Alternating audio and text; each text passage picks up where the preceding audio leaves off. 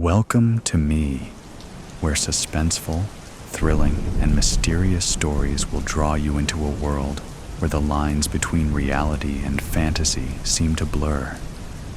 When the night falls, when all the sounds gradually quiet down, leaving only your own heartbeat and breathing, that's when these stories begin. Tensions, unsolved mysteries, moments that will make you hold your breath in fear or curiosity, all are waiting for you ahead. Find a comfortable seat, dim the lights, and let this sound guide you on a journey that is not for the faint of heart. I want each of you to leave a comment sharing where you are in the world. And if you are enjoying the episodes, don't forget to give a like and subscribe to the channel now. Relax. Are you ready? If so, join me in the first story right now. Nowhere to be found. She's gone missing? When? Last night. I woke up this morning, and she wasn't in her bed. I thought maybe she'd gone to the bathroom, but she wasn't there either. I checked everywhere. Oh my God, Tori, did you check the backyard? Maybe she went outside to play early. Of course, I checked the backyard. I checked the whole house, top to bottom. She's not the type to just wander off, especially not this early in the morning. Okay. Have you called the police? Not yet. I don't know. I was so panicked. I called you first. You know how they are. They'll assume the worst, that I'm a bad mother. Tori, stop. Listen to me. You need to call them now. The sooner they start looking, the better. Every second counts. You're right. I'll call them now. Good. I'll be right over. Just stay put. Thank you, Sam. I don't know what I'd do without you. Don't worry. We'll find her. Just breathe. 911. What's your emergency? My daughter. She's missing. I can't find her anywhere. Ma'am, can you give me your name and address? Victoria Brooks, 123 Main Street. And the missing person's name and age? Rose Brooks. She's 6 years old. She has long, dark hair, light brown eyes, and she was wearing her favorite pajamas, the ones with the little bunnies on them. Mrs. Brooks, we'll send someone over to take a statement. In the meantime, try not to worry. But how can I not worry? She's just a little girl. I understand, ma'am. But it's important that you stay calm and answer the officer's questions clearly. Can you do that? Yes, I'll try. Good. An officer will be there soon. Tori, it's me, Sam. Oh, thank God. I'm so glad you're here. I'm a mess. I told you I'd come. Have the police been here yet? Not yet. They said they'd send someone over soon. Did you find anything else? Any clues? Anything out of place? Nothing. It's like she just vanished into thin air. Her bed was unmade, as if she got up normally. But her favorite stuffed animal, Mr. Snuggles, is gone too. Mr. Snuggles? That's her little teddy bear, right? Yes. She never goes anywhere without him. It's strange. Maybe she took him with her. Did you check the windows? Are any of them unlocked? I don't know. I'll check. The one in the living room was unlocked, but it's too high for her to reach. Oh, God. Do you think someone took her? We don't know that yet, Tori. Let's not jump to conclusions. Maybe she climbed on a chair or something. We need to stay calm and wait for the police. Someone's at the door. I think that's them. Hello? I'm Detective Smith. You must be Mrs. Brooks. Yes, that's me. Come in. I'm here to ask you some questions about your daughter's disappearance. Of course. Anything to help find her. Can you tell me what happened last night? I put Rose to bed around 8 p.m. I read her a story, like always. She was asleep within minutes. I checked on her a few times throughout the night, and she was sound asleep. But when I woke up this morning, she was gone. Did you notice anything unusual last night? Any strange noises? Any cars outside? Anything like that? Nothing. It was a normal night. We had dinner, watched a little TV, then got ready for bed. Everything was fine. What about her father? Is he in the picture? Yes, my husband. But he's deployed overseas. And you're sure you checked everywhere in the house? Yes, I'm positive. I even checked the backyard, the shed, the basement, everywhere.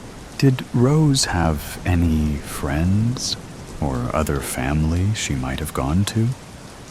Anyone she might wander off to see? No, she's only 6. She doesn't have any friends outside of school, and my family lives out of state.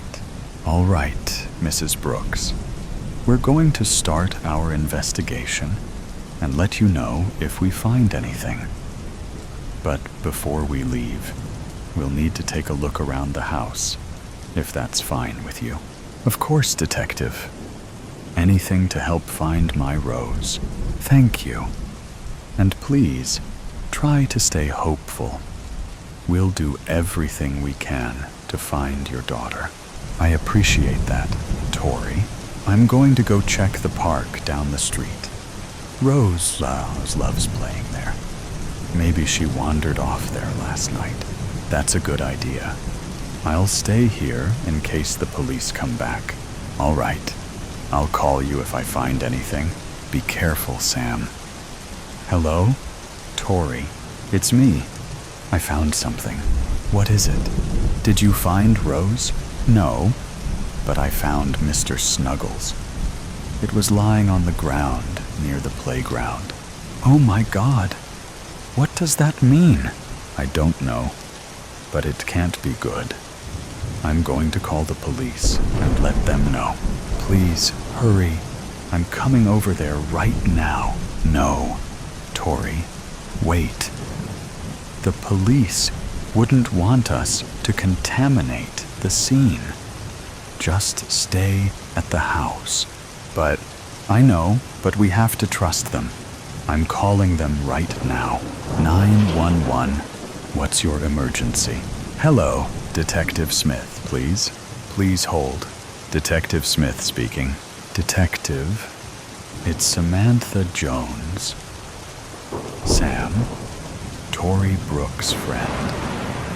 I found Rose's teddy bear, the one she always carries around. It was just lying on the ground at the neighborhood park. What? Okay, I'm on my way. Can you stay there and make sure nobody touches anything? Yes, of course. Thank you. I'll be there soon. Tori, the police are on their way to the park. They're going to search the area. Oh God, I hope they find her. I know.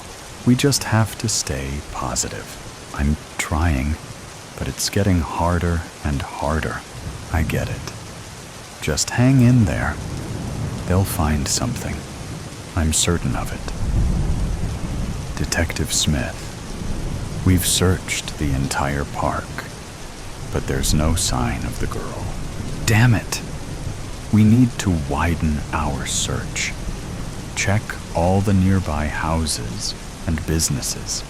See if anyone saw anything. Check security cameras. Anything. We need to find this little girl, and we're running out of time. Yes, sir. Tori. The police are widening their search. They're checking all the houses in the neighborhood, talking to people, looking at security footage. That's good, right? It means they're taking this seriously? Yes, it means they're not giving up. I hope so. I can't lose her. They'll find her, Tori. I know they will. I hope you're right. I think the police are back. Mrs. Brooks, we have some news. Is it about Rose? Did you find her? Yes, we found her. Oh my God, is she okay? Is she hurt? She's alive. But she's been through a lot. We found her in an abandoned house a few blocks from here. She was hiding in a closet. Who took her? Why? Was she hurt? We're still investigating. But we have a suspect in custody.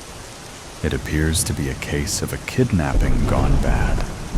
The suspect has a history of similar offenses. Rose is being checked out at the hospital, but she seems physically unharmed. Oh my God, I can't believe this happened. I can't believe someone would do this. I understand. It's a terrible thing. But the important thing is that Rose is alive. Can I see her? Yes, of course. She's at the hospital right now.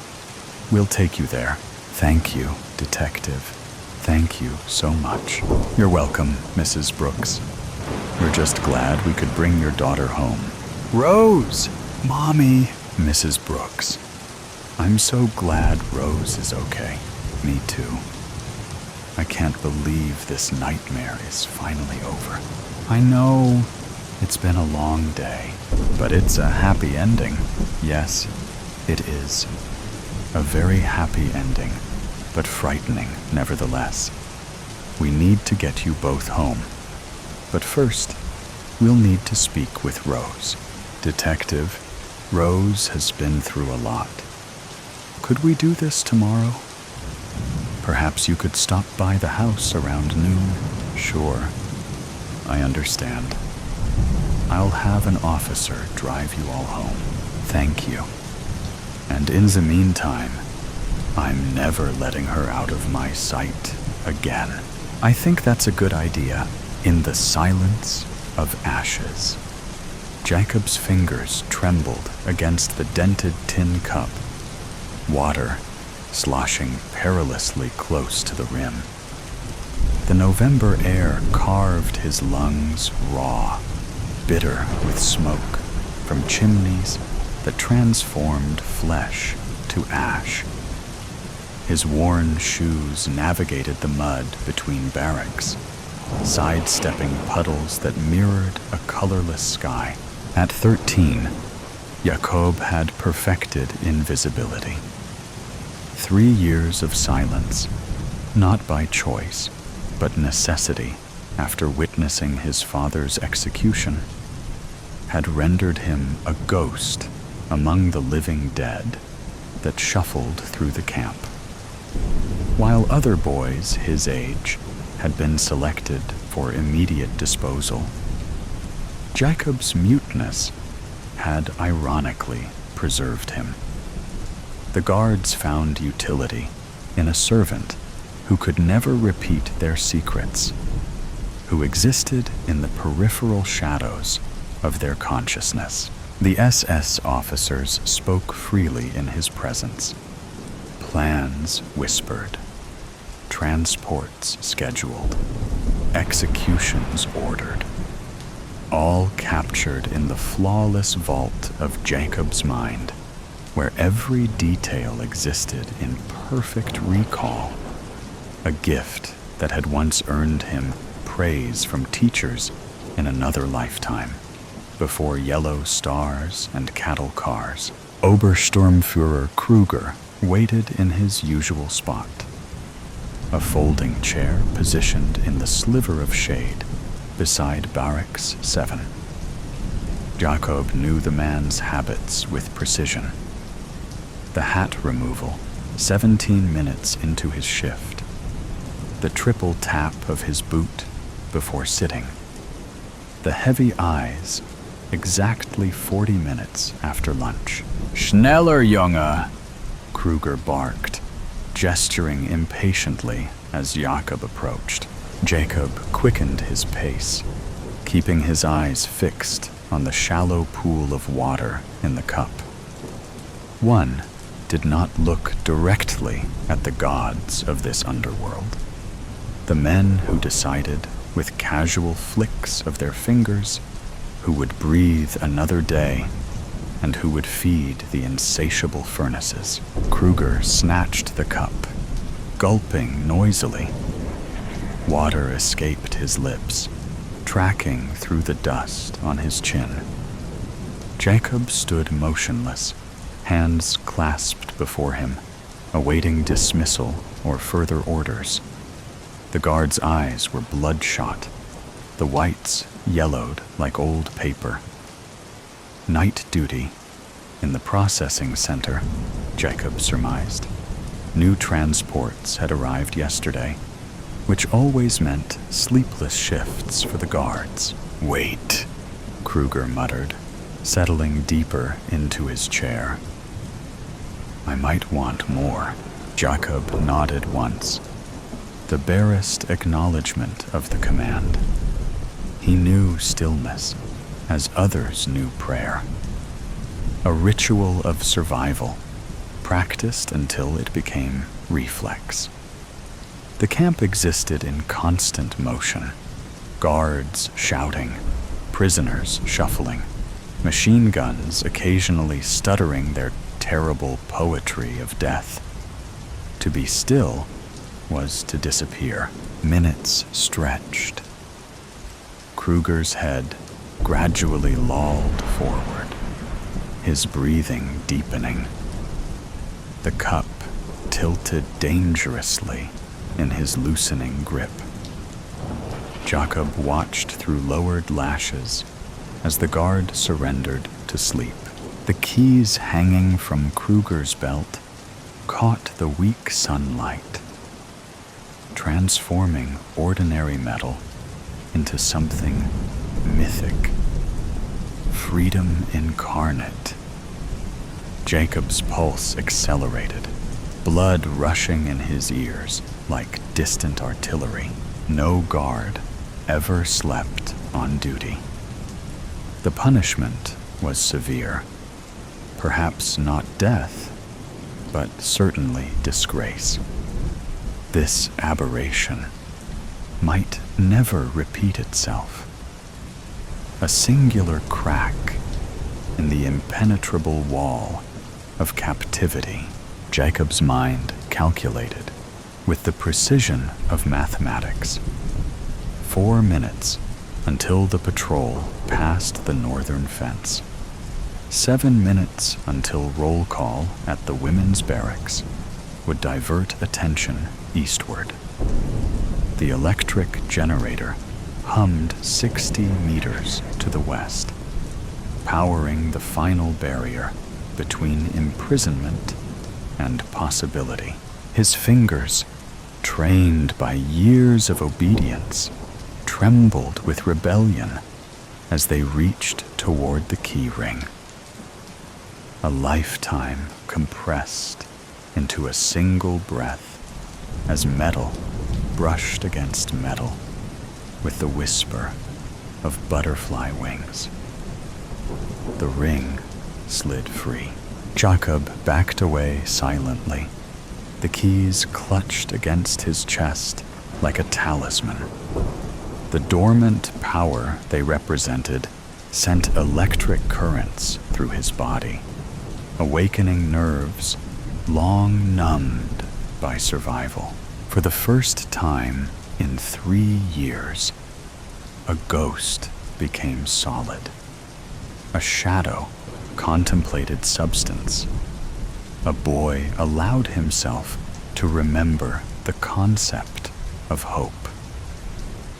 The keys felt impossibly heavy in Jacob's pocket as he slipped between the skeletal shadows of barracks. His mind projected every detail of the camp upon the canvas of his consciousness. A perfect map etched by thousands of forced errands. There, the blind spot behind the infirmary, where guards rarely patrolled.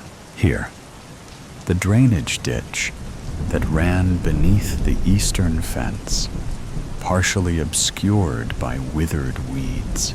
Each movement demanded precision, as afternoon shadows stretched across the packed earth. Jacob became one with them. Another darkness, moving among darkness, his emaciated form barely disturbing the air. The camp's architecture revealed itself differently now. What had been a prison became a puzzle box, and Jacob held the solution in his trembling hand. 327 steps to the generator shed, a left turn at the kitchens, skirt the infirmary, avoid the dogs kenneled near the northern guard tower. Gunther, the shepherd with the white spot on his muzzle, raised his head as Jacob passed downwind. The animal's ears pricked forward, nostrils flaring. Jacob froze, becoming stone. The dog's amber eyes held his for an eternal moment before dismissing him.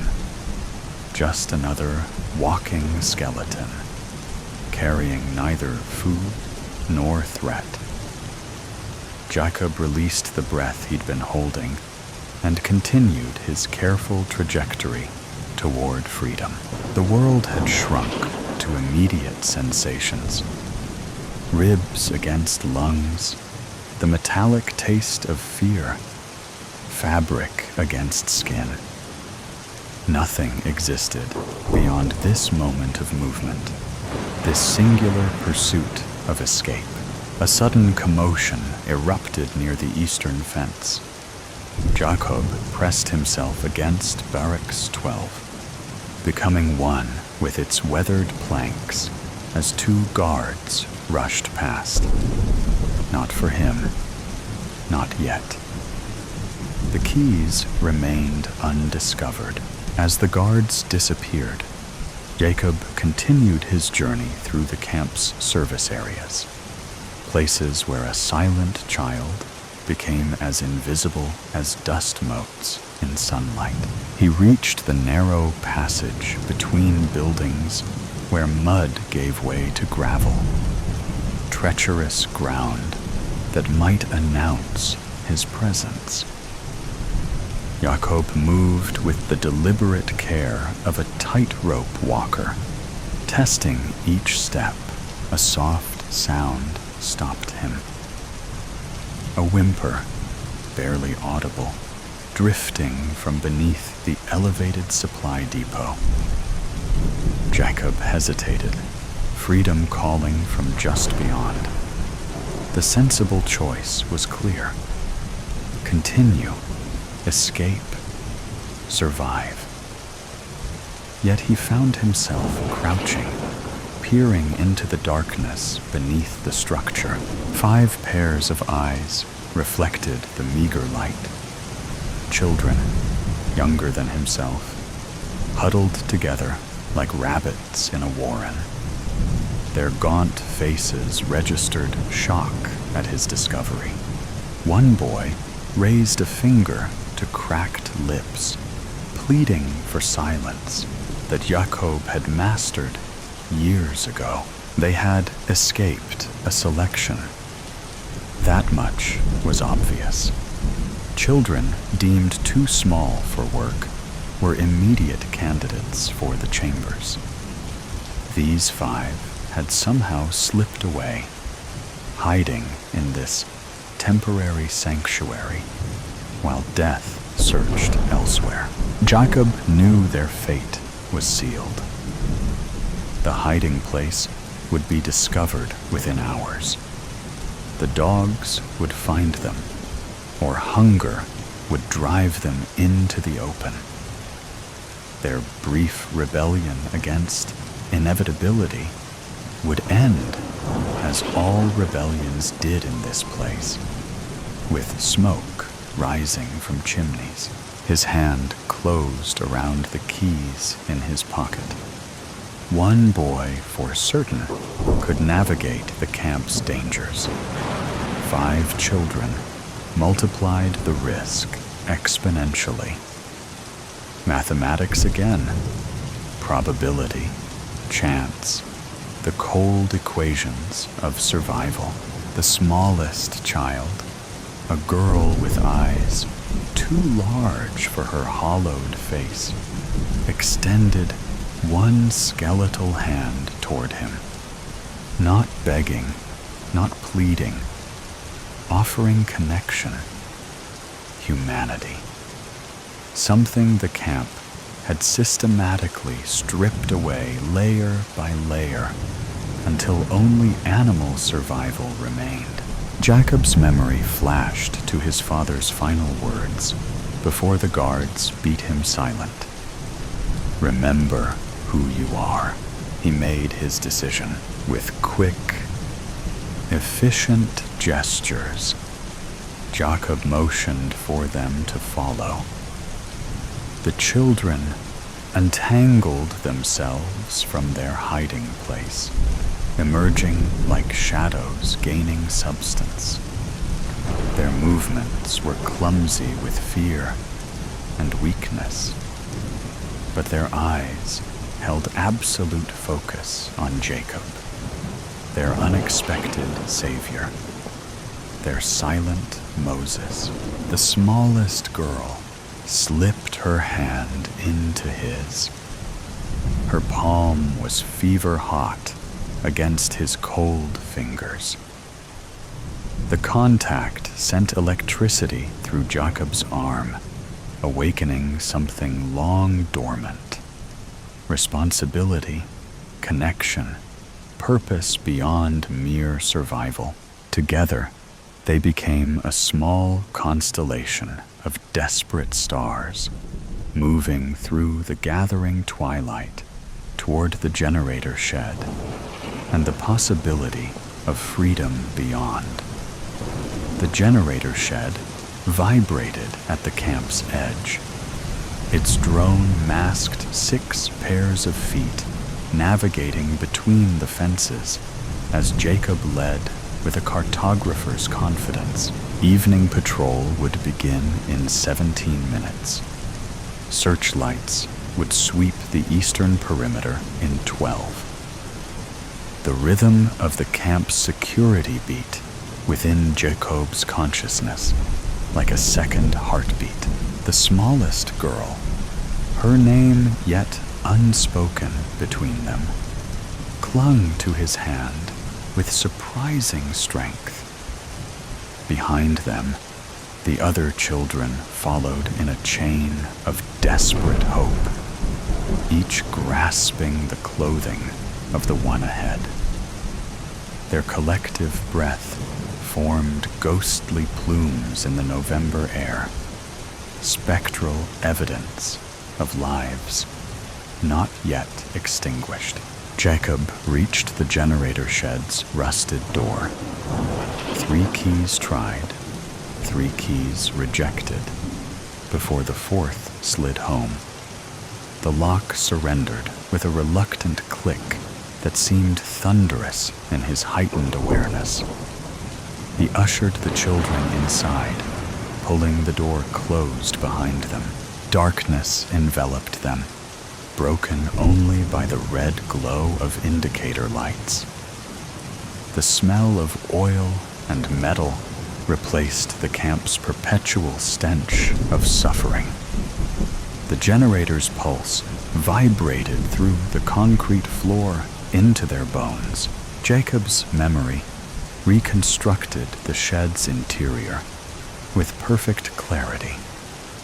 He had been brought here once to clean grease spills, one of countless menial tasks assigned to the camp's silent shadow. His fingers traced metal casings, and wire housing until he found what he sought, the main control panel.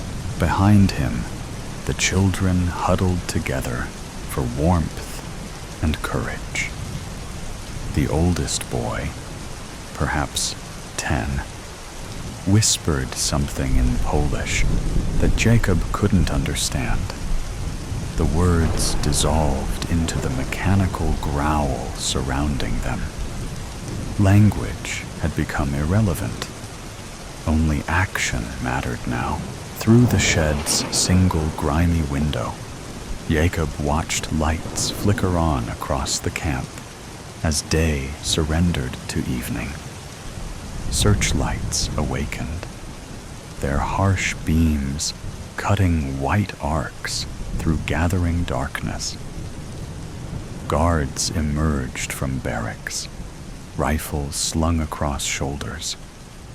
Somewhere, Obersturmführer Kruger would be awakening to the realization of his catastrophic error. Jacob's hands hovered over the generator's controls. His perfect memory recalled every wire, every connection observed during his brief exposure to the machine's inner workings. Disabling it would plunge the camp into darkness and deactivate the electrified fence. But the backup systems would engage within minutes. Their window for escape would be measured in heartbeats. A distant alarm shattered the twilight. A shrill mechanical scream that announced discovery. Whether Kruger's missing keys or the children's absence had triggered it remained unknown. The distinction was academic. The hunt had begun. The smallest girl pressed herself against Jacob's side, her body trembling like a captured bird. He placed a reassuring hand on her head, then turned his attention back to the generator. Its massive form contained both their imprisonment and their salvation. Jacob seized a wrench from a nearby workbench and wedged it between critical gears. With calculated force, he twisted until metal screamed against metal. Sparks erupted in blue-white constellations, reflected in the wide eyes of the watching children. The generator's rhythm faltered, coughed, then disintegrated into mechanical death throes. Lights across the camp flickered, dimmed, and died. Darkness descended like a blessing, punctuated only by the crimson pulse of emergency lights and the distant, frantic beams of guards' flashlights. Jacob yanked the shed door open. Freedom waited in the gathering night, separated from them by a single fence now rendered harmless. He gestured urgently to the children, pointing toward the eastern boundary, where forest began 200 meters beyond the perimeter. Dogs barked in the distance, savage, hungry sounds that accelerated their terror into action. The children poured from the shed like water finding its level, Jacob bringing up the rear. The smallest girl's hand remained locked in his as they navigated by instinct and starlight toward the fence. With his free hand, Jacob tested the metal mesh. No electricity hummed beneath his fingertips. The backup generators had not yet engaged. He boosted the smallest children over first, their bird-like bodies barely disturbing the wire. The older ones climbed with desperate strength, tumbling to freedom on the other side as searchlights swept closer and dogs barking intensified. Jacob hoisted himself upward, muscles straining against the weight of exhaustion and malnutrition. Barbed wire tore through his threadbare clothing, carving shallow furrows into his flesh. Pain registered as distant information, irrelevant to the imperative of movement. He dropped to the ground beyond the fence, landing beside the waiting children. The absent hum of electricity had been replaced by shouts and whistles, the camp awakening to their rebellion. Jacob pointed toward the dark line of trees in the distance. "Run," he mouthed silently, the word forming on lips that had forgotten speech. Together, they fled across open ground, 6 shadows merging with the greater darkness. Behind them, flashlight beams swept the area around the disabled generator. Ahead, the forest promised concealment, if not safety. The space between represented the most dangerous passage of their lives. Exposed, vulnerable, illuminated by nothing but faith and starlight. The forest swallowed them whole. Pine needles cushioned their footfalls as the scent of resin replaced the camp's miasma with air that tasted of possibility. Jacob led them deeper into the wilderness, away from searchlights that strafed the forest edge like mechanical predators. Behind them, the camp's alarms continued their frantic cry, a sound that diminished with each step, but remained embedded in their consciousness like a splinter beneath skin. The smallest girl stumbled, her strength finally failing. Jacob caught her before she fell, lifting her slight weight into his arms. She weighed no more than autumn leaves, her bones fragile as a bird's, beneath his hands. Her head came to rest against his shoulder, absolute trust in the gesture. They continued for what might have been hours or minutes. Time had dissolved into meaningless abstraction. Distance alone mattered now. Every meter gained was a victory against death. The other children followed Jacob without question, their faith in his silent guidance absolute. A stream appeared, silver in the moonlight. Jacob gestured for them to drink. The water tasted of stone and stars, reviving something beyond their physical bodies. Perhaps hope, perhaps humanity. The oldest boy spoke, his voice a rusty hinge breaking the forest's solemn quiet. Müssen wir weitergehen? Must we go further? Jacob nodded, pointing deeper into the forest. The danger had not passed. Dogs could track them for kilometers. Morning would bring planes, searchers, consequences. The Reich did not surrender its prisoners easily, especially those who carried knowledge of what transpired behind electrified fences. The smallest girl stirred in his arms, her eyes reflecting fragments of moonlight. Her lips moved, forming words that emerged as a whisper.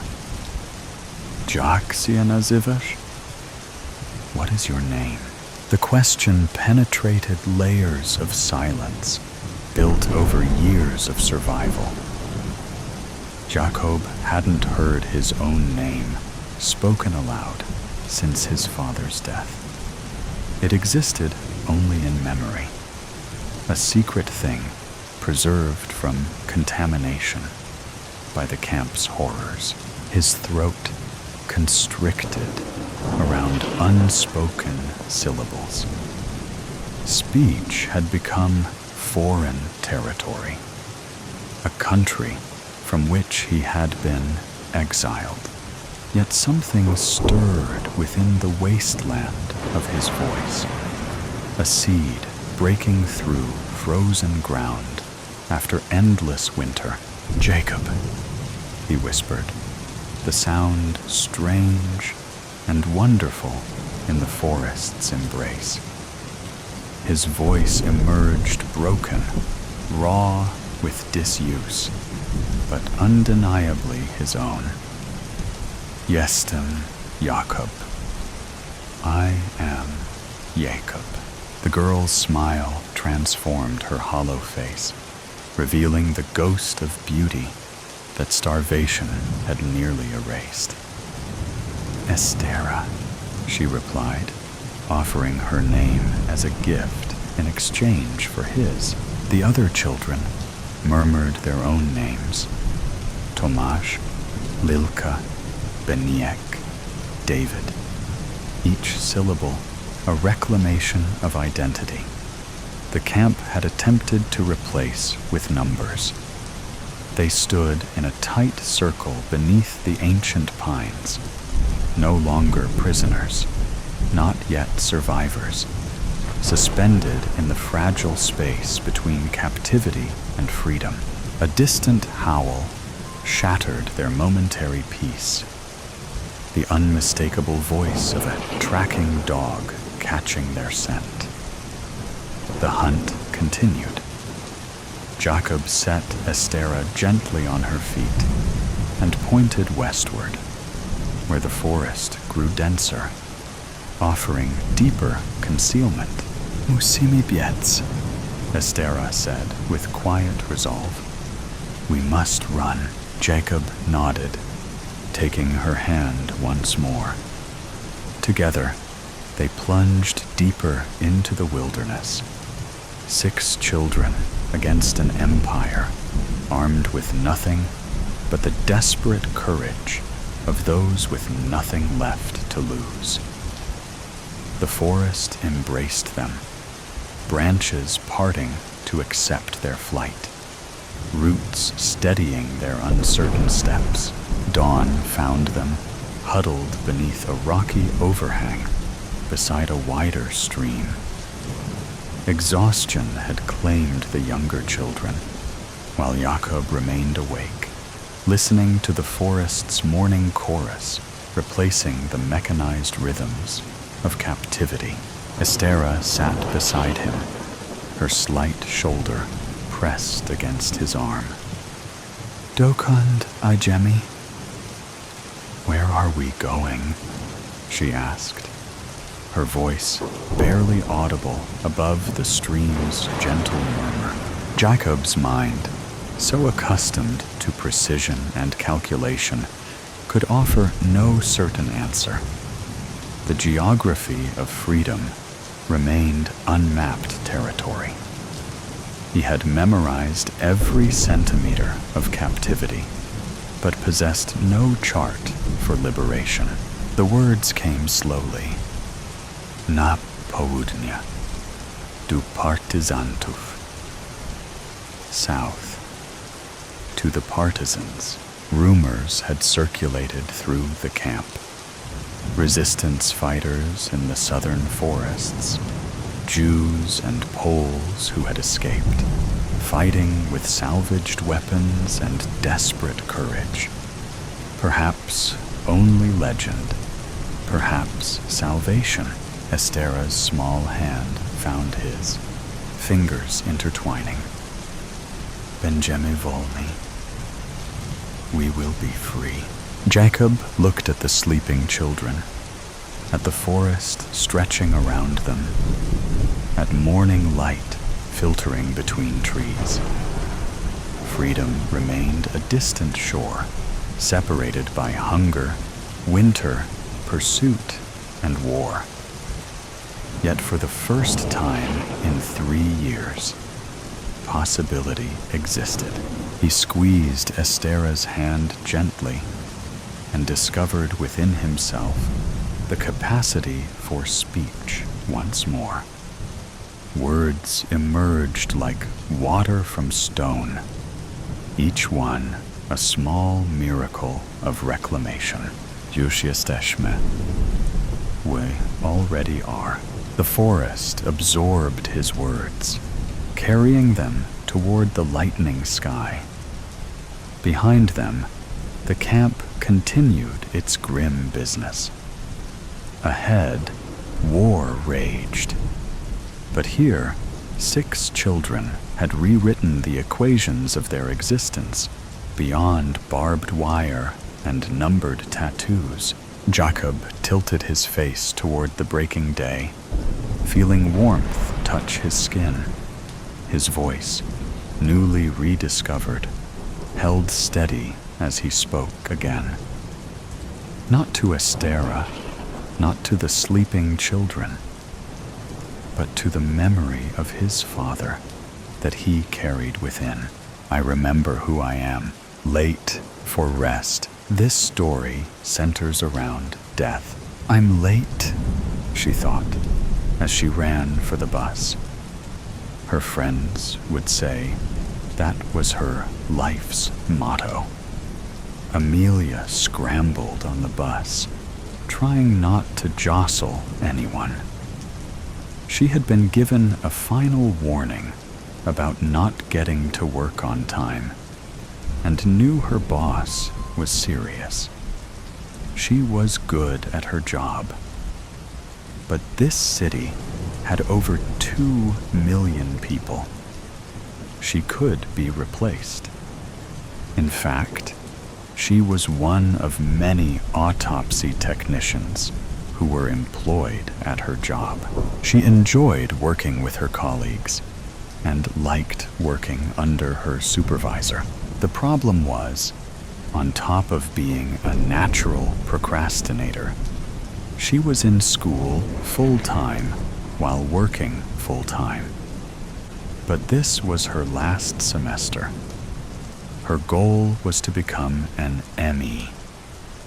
She had always been interested in true crime as a kid and spent her free time watching the ID channel. Her first interest was in forensic science because she wanted to investigate crime scenes.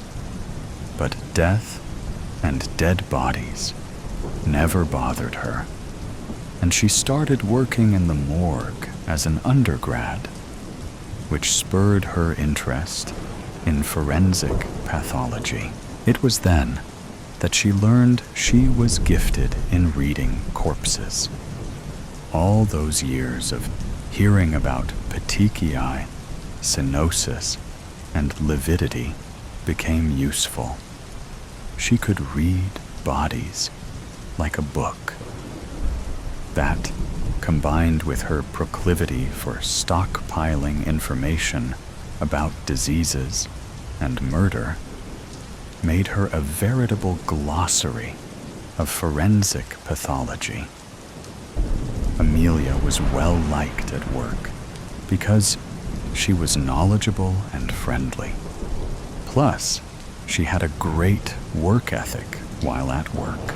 It was outside of work that she struggled with procrastination. She just struggled to stay focused. If she had an assignment to do that required research, she'd end up going down rabbit holes on a side topic that caught her eye. She would know it's time to stop. But if a deadline wasn't impending, she knew she could get away with pushing something off in favor of exploring her current interest. This habit is what created such a wealth of knowledge for her. Unfortunately, it also made her have to do everything last minute or even late. Since becoming an adult and responsible for her own finances, she has never filed her taxes on time. 2 years in a row, she forgot altogether. To compensate, Amelia didn't get much sleep and often slept through her alarms. It was probably her body and brain's way to ensure she got enough sleep. Her boss didn't care how good of a worker she was if she continuously showed up late. She understood that, yet she still struggled to alter her habits. On top of that, she couldn't stay late because of her grad research. She had a thesis to finish and defend. Amelia lived in a state of guilt and shame over not being better at time management, but figured she'd have time to learn how to get better at it later. Today, it was important to not be late. There was still a possibility of making it on time. She missed her first bus, but ran full speed 6 blocks to catch a different one. She had a chance to rest before her stop, and then she'd have to sprint again for the light rail. It was a tight plan, requiring more physical exertion than she was used to, especially outside in Houston in the summer. But it was better to turn up drenched in sweat than late. For once, Amelia made it to work on time, and surprisingly, she wasn't sweating or even tired. Smiling to herself, she walked into the lab, expecting a few comments razzing her for unusual timeliness. However, everyone looked stern. This wasn't unusual in a morgue where many unfortunate events cause bodies to end up here. It was especially hard when it was a child or a victim of a violent assault. Or worse, a child who was a victim of a violent assault. Occasionally, a friend or relative of one of her colleagues came through. Everyone was very professional, but an underlying awkwardness was always present. Amelia approached the body they were centered around. She looked down at herself. Shock doesn't begin to describe what she felt. Confusion, of course, was also a dominant reaction. Was this a prank? The level of cruelty involved in doing something like this as a prank was beyond her comprehension. "What the fuck?" she yelled. For once, she was not late. And this is how they treat her. No one turned to look at her or even responded. "How the fuck did you do this?" Doubt started to flood in. She grew up in the foster system. Did she have a sister she didn't know about? Did she have a twin? "Who is this?" she yelled as her frustration and fear grew. Still, no one met her eye or replied. "When did she arrive?" her colleague Nate asked. "Half an hour ago," Mike, her supervisor, replied. For once, she was early. What the actual fuck, guys? "You are going too far," she screamed. She liked these people. How could they be so cruel? Was this supposed to be some kind of lesson for her extreme tardiness? Like an extreme example of what could happen if she continued living her life, always running late. Ironically, I believe she was hit by a bus while she was running for a different one, Mike suggested. Wow, death by bus, Angela quipped. This is sick. It's not funny. Who is this? She cried. Mike stepped back right into her. Literally into her. It was slowly dawning on Amelia that this wasn't a prank. She looked down at the corpse that was obviously hers. She was dead. She was hit by a bus. It was unfathomable, but she still had a lot to do. I don't think there is a need for an autopsy, Mike announced. Slowly, everyone turned away, and Amelia took the chance to step closer to her body. Wait, she exclaimed. No one listened. Amelia remembered her last moments. She had gotten in an argument with a man near the bus stop. His attempt at catcalling was graphic and disturbing, and she told him, "Shut the fuck up, creep." He retorted with a comment suggesting she needed to be raped. "What the fuck is wrong with you?" Amelia demanded. "You're an uptight bitch who needs a good dicking down, whether you want one or not," he replied. "I don't have time for this," she mumbled to herself while looking around for help. She saw a cop car across the street and started to head that way. She had to pause because a bus was rapidly approaching her stop.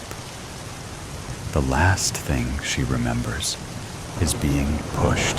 "This was not an accident," she yelled at her colleagues. Desperation set in as she realized this would be recorded as an accident instead of the murder it was. Legally, it was probably manslaughter, but when you're the one killed, you feel murdered, not manslaughtered. Her colleagues continued to go about their business as Mike filled out the paperwork. "Please look again, Mike," she said as she peered over his shoulder.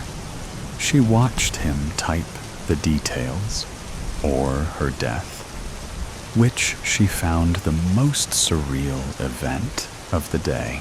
"Please," she whispered again, before going to look at her body for evidence that she had been pushed.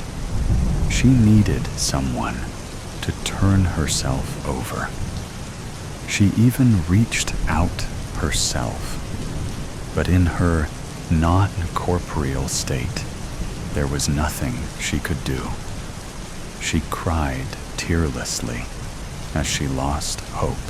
"I feel we should do something more for Amelia," Angela said. "Like plan her funeral," Mike suggested. She had no family. "I was thinking more along the lines of an autopsy," she offered. "Amelia would have wanted one." It's true. Even if she hadn't suspected an attack, she still would want an autopsy. She had already planned for her body to be donated to the body farm when she died. She had lived a life of science and wanted to continue in death. "You're right," Mike said. Before getting up, he changed the paperwork to justify an autopsy. Amelia waited as patiently as she could until it happened. Her body was finally rolled over, and there were marks indicating that she wasn't just pushed, but punched in the back with 2 fists. "Holy shit," Angela remarked. Stunned, the whole team began discussing possibilities. as Amelia felt herself being pulled away. "No, I don't want to go," she cried. This would be the final rabbit hole she'd ever go down, and the most important one to her. She fought against this invisible force tugging her away because her interest was piqued. She had to know that they solved this crime. The cops needed to know, to look at security cameras so they could find this guy.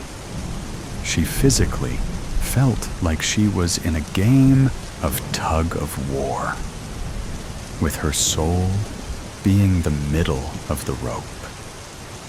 Finally, one last tug pulled her away. There's at least one place she could not be late for. The hunt never ends. You thought that we wouldn't find out, didn't you? The note read. The man had shivered when he had read those ominous words, as perspiration began to drip down from his temple, the salty liquid seeping into his eyes and temporarily blinding him. "This is the end," the man had said to himself in an agitated, trembling whisper as he looked down at the sheet of notepaper which had been left on his office desk. He glanced around at the other employees to see if anyone was looking his way, giving him some indication on who had left the message. But all of them were engaged in their own little world of toting up the facts and figures which were constantly coming through on their computer terminals. What had caused this man to turn deathly white and feel so nauseous? How had those 9 little words on the page that had now turned his world completely upside down come to cause him so much anguish and despair? That unhappy event had happened a week before. So let us now find out what had caused this man, Henry Miller, to end up in this now distressing location where he now found himself. At this moment, he was looking between the slats of a Venetian blind, observing the street outside, and trying as best as he could to remain unseen from the road in front of the building, where he now cringed, frightened out of his wits. How had it come to this? He thought. Last week, he didn't have a care in the world. All was going well at work. And then came that note, and he found himself involved in something that had instantly changed his life. And now he was on the run, constantly looking over his shoulder, and at this moment hiding in this abandoned building, a structure that had a large sign outside stating that it was condemned and would shortly be torn down. So, how long could he remain here before he had to find another place of sanctuary? The year is 1948. The war is over. After 6 years of bloodshed and butchery by a psychopath and his evil, willing collaborators, during which an estimated 80 to 100 million people had died or been murdered. The Nuremberg trials had finished, and many, many hundreds of German Nazi war criminals had found justice on the end of a rope for crimes against humanity. Then, there were some who had decided that a cyanide pill was a much quicker way to escape the noose of retribution. Others, seeing that the end was near, had made their getaway before the Russians entered Berlin and tortured them, finding their way to South America, where many of them lived for a while, trying to evade the men from the Simon Wiesenthal organization, people dedicated to finding every last Nazi and bringing them to justice, headed by their leader, a man known as the Nazi Hunter, who was a Holocaust survivor. Even though many years have passed, the hunt still goes on, still finding those vile and depraved monsters, a subspecies of the human race. Although some are well into their dotage, justice is still being served. A particular case in point is the case of Adolf Eichmann, who, along with Heinrich Himmler, was the architect of the final solution, where 6 million Jews were sent to the death camps, only to be gassed, their bodies cremated, and the remains crushed. Eichmann was finally located in Argentina in 1961, thinking that after 16 years he was safe. But justice caught up with him, and he met the Grim Reaper on the end of a rope a year later. But returning to Henry Miller, a man who had changed his name from Henrik Mengele and who had managed to escape from his home in Germany to live in Spain, a neutral country during the war, just after the conflict had begun.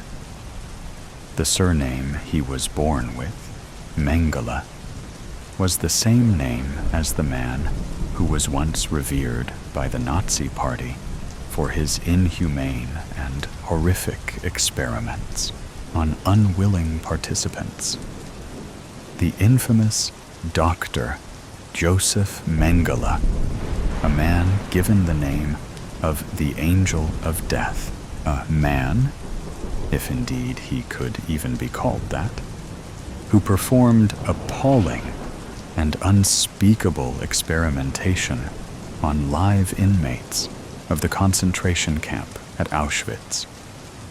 Most of those subjects dying a lingering, painful, and agonizing death, all in the cause of making the so-called German master race into a nation of blue-eyed, blonde, Aryan supermen. But what had caused Henry to be reduced to his present situation? It was all due to that one barge letter that he had found on his desk just over a week before, which caused him a great deal of torment. He had read the words, his trembling hands trying to stop the shaking that was coursing through his body. The words that read, "You thought that we wouldn't find out, didn't you?" For many years, he had feared that maybe someone, somewhere, at some time, might find out about his namesake and make his life a living hell, maybe even murder him, with the idea that he was in some way engaged in the work carried out by that misguided and psychotic mass murderer, and had, somehow, missed out on receiving the same fate that had befallen the other members of the Nazi death squads. But he had been so careful, and had never told anyone of his former name, or his possible relationship to the Angel of Death at Auschwitz. So, how could someone have found out where he lived or worked? The only way out that he could think of was to go on the run, getting well away from anyone he had worked with and from where he had lived. He had no plan, just a crazed idea that he must stay out of sight in this empty building before he made his next move. All sorts of wild ideas coursing through his brain. Thoughts that he had never even dreamt about, up until now, came into his mind. It was a few weeks later in the office where Henry had formerly been employed, a place from which he had mysteriously disappeared sometime previously, without explanation. One of the other employees who had worked with him had just read an article in the newspaper that had shocked him. It mentioned that his former workmate had been found dead in an abandoned building, having seemingly committed suicide by ingesting a cyanide pill. As tears welled up in his eyes, he murmured words that he found extremely difficult to say. "Henry, what happened? Why did you do it? Just as your friends here were organizing a surprise party for your birthday. You tried so hard to keep it a secret, and you thought that we wouldn't find out, didn't you?" I've said too much. I noticed him the first time at the coffee shop on 3rd Street. He sat 2 tables over, stirring a cup of tea he never drank. He wasn't looking at me, not directly, but there was something in the way his head tilted, the way his eyes flickered over the rim of his cup, that made me feel observed. Every so often, he would blow on his mug, and eventually, this act became unsettling, as I knew the tea must have grown cold in the hour he sat unmoving.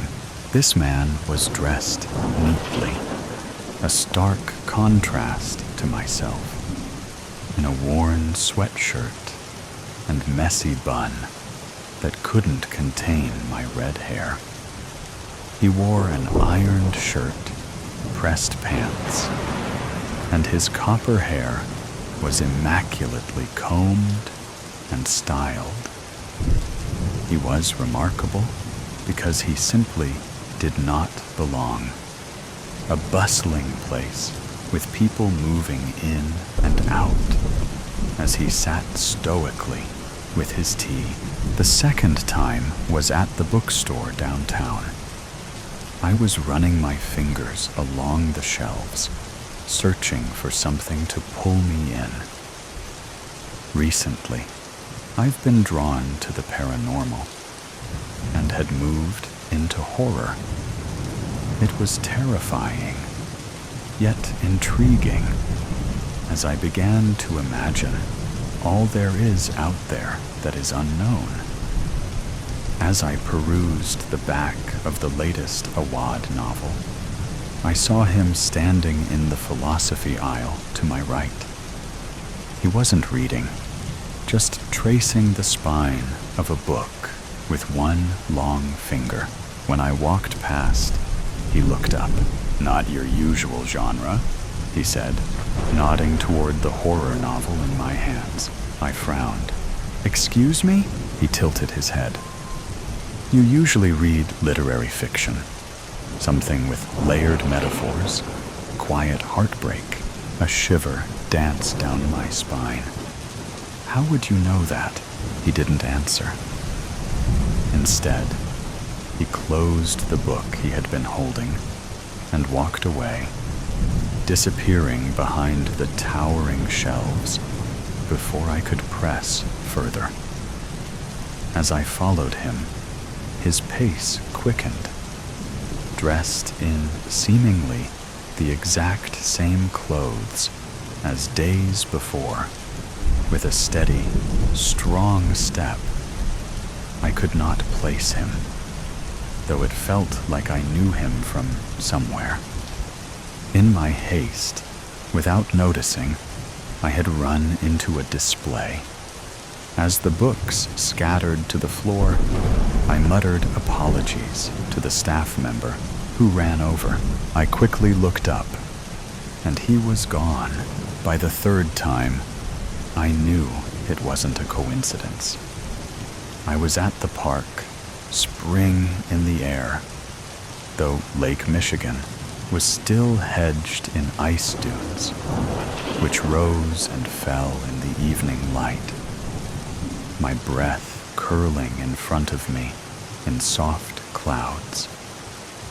He was sitting on a bench, his posture relaxed, hands resting in his lap. Unlike before, he didn't pretend not to notice me. I noticed he wore a scarf. A scarf, I swear, was my own. I had lost it many years ago, in grade school, and was scolded for my carelessness. It couldn't be, I thought, as I approached closer. His gaze lifted as I approached, as if he had been waiting. "You always take this route home." I stopped in my tracks. "What?" He smiled, but it wasn't a casual, friendly expression. It was something else, something knowing. The same path, every evening. "You like the way the light hits the water at this hour." My pulse quickened. "Are you following me?" He didn't answer right away. Instead, he gestured to the lake. There's something peaceful about watching things move where they aren't meant to be. The way ripples distort reflections. Everything familiar becomes something else. I crossed my arms. "That doesn't answer my question." He exhaled, running a hand through his auburn hair. "No, I suppose it doesn't." My skin prickled. "Who are you?" For a moment, I thought he might tell me. He parted his lips, as if considering it. His gaze locked onto mine with an intensity that sent a strange, twisting sensation through my stomach. But then, just as quickly, something shifted. His face, his expression. It was like watching a shadow pass over the sun. "I've said too much," he murmured, more to himself than to me. He stood, brushing invisible dust from his coat. "Forget this conversation." My heart pounded. "Forget it?" He nodded, his voice quiet. "It's better that way." And then he turned, walking away with an unsettling hum. I wanted to call out, to demand answers, but my throat tightened.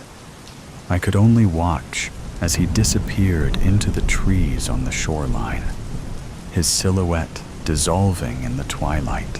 It wasn't until I turned back toward the path, heart hammering, that I realized something strange. There were no footprints where he had been standing, and the air where he had spoken still carried the scent of something I couldn't quite name. Something like old paper, burnt cedar, and a storm about to break. I don't remember deciding to come here. One moment, I was standing in the park. The next, the ice stretched before me, endless and waiting. I had begun to question whether I was losing my grip on reality. The strange man's cryptic words the shifting moments in time, and the absence of solid ground beneath my feet had all led me to this moment, standing on the frozen shore of Lake Michigan. The ice cracked beneath my boots, protesting against the weight of yet another cold season. The lake stretched out before me, an endless horizon of white and blue that should have felt serene, but instead left me with an unsettling feeling, like something was wrong, something lurking just out of sight. I walked carefully, mindful of the shifting terrain beneath me. The lake was beautiful, but treacherous. Mounds of frozen sand rose in strange, wind-carved shapes, dusted with snow. The ice here was patchy, some parts solid, some beginning to crack and leak dark pools of water beneath. There was something about this place that made my stomach turn, something about the way the lake seemed to pulse under my feet. It felt alive, watching me, waiting.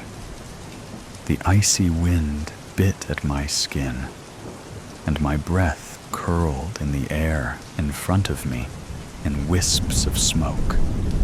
I knelt by a pool of dark water that had opened beneath the ice, watching as minnows darted below, their silver bodies flashing like tiny ghosts in the clear, cold depths. The clarity of the water made my pulse quicken. Too easy to see the darkness below.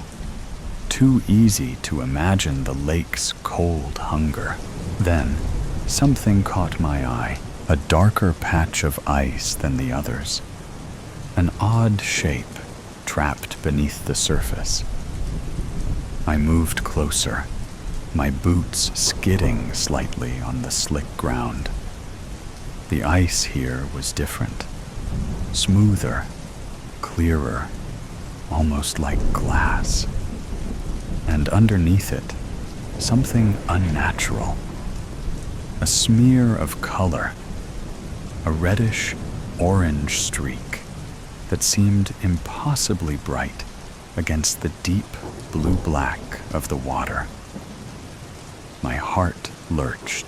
I knelt down, tapping gently at the ice with the toe of my boot, trying to make sense of what I was seeing. The shape underneath wavered, but it didn't move. I pressed harder, cracking the ice, and then, as though the surface were giving up its secret, the water pooled, revealing what had been hidden beneath. Hair, long and dark, flowing like seaweed with the current. A face, pale and lifeless, staring upward, eyes wide and empty. My breath caught. A sharp, cold terror raced through my veins. I stumbled back, my heart hammering in my chest, but I couldn't look away. The wind howled, and the ice beneath me groaned, shifting uneasily. And then realization struck like a physical blow. The woman under the ice, frozen, lifeless, was me. A strangled sound left my throat. My mind recoiled, trying to reject what I was seeing, but there was no denying it. It was my own face staring back at me, my own vacant, sightless eyes, trapped beneath the ice. A whisper cut through the howling wind. "Do you understand now?" I turned sharply. The man was there, standing just a few feet behind me, as if he had always been. His expression was unreadable, but something in his eyes, an ancient sorrow, a knowing, made my stomach churn. "You weren't meant to find this," he said quietly, his gaze flickering to the ice, to the frozen image of me. I shook my head, my pulse pounding in my ears. "What is this? Why is she? Why am I?" "You've been lost," he said softly. "Lost in time, lost in memory. The past and future bleed together. You are the woman under the ice, and yet you're still here, trying to find your way." A deep, pulsing ache settled in my chest. My breath came in short, shallow bursts. I wanted to reject his words, to turn and run, but something about them rang true in a way I couldn't explain. I opened my mouth to speak, but something flickered in my peripheral vision. Movement in the ice. I turned sharply, expecting to see the body beneath me shift. But what I saw instead made my blood run cold. Reflections. Not just one, but many, scattered across the ice in broken, distorted fragments. My face, but not as it was now. Older, younger, crying, laughing, standing somewhere else entirely, flickering like a glitch in time. 100 versions of me trapped beneath the surface, shifting and blending like ripples in the water. One version of me didn't flicker and vanish like the others. She was staring back, her mouth moving soundlessly, like she was trying to warn me. My hands trembled. "This isn't real," the man sighed, as if he had been expecting this reaction. "What is real?" he murmured. "Is time so linear, Alex? Can you really be sure you're still the same person you think you are? Or have you already crossed over?" My pulse slammed against my ribs.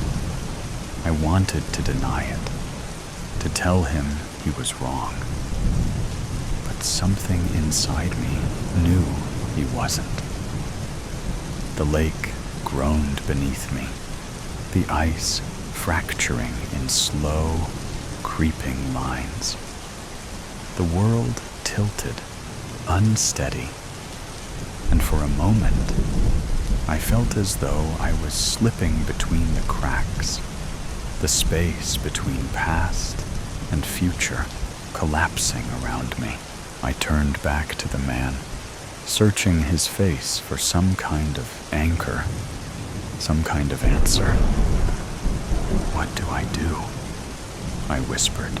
His eyes were solemn, unwavering. "You come with me.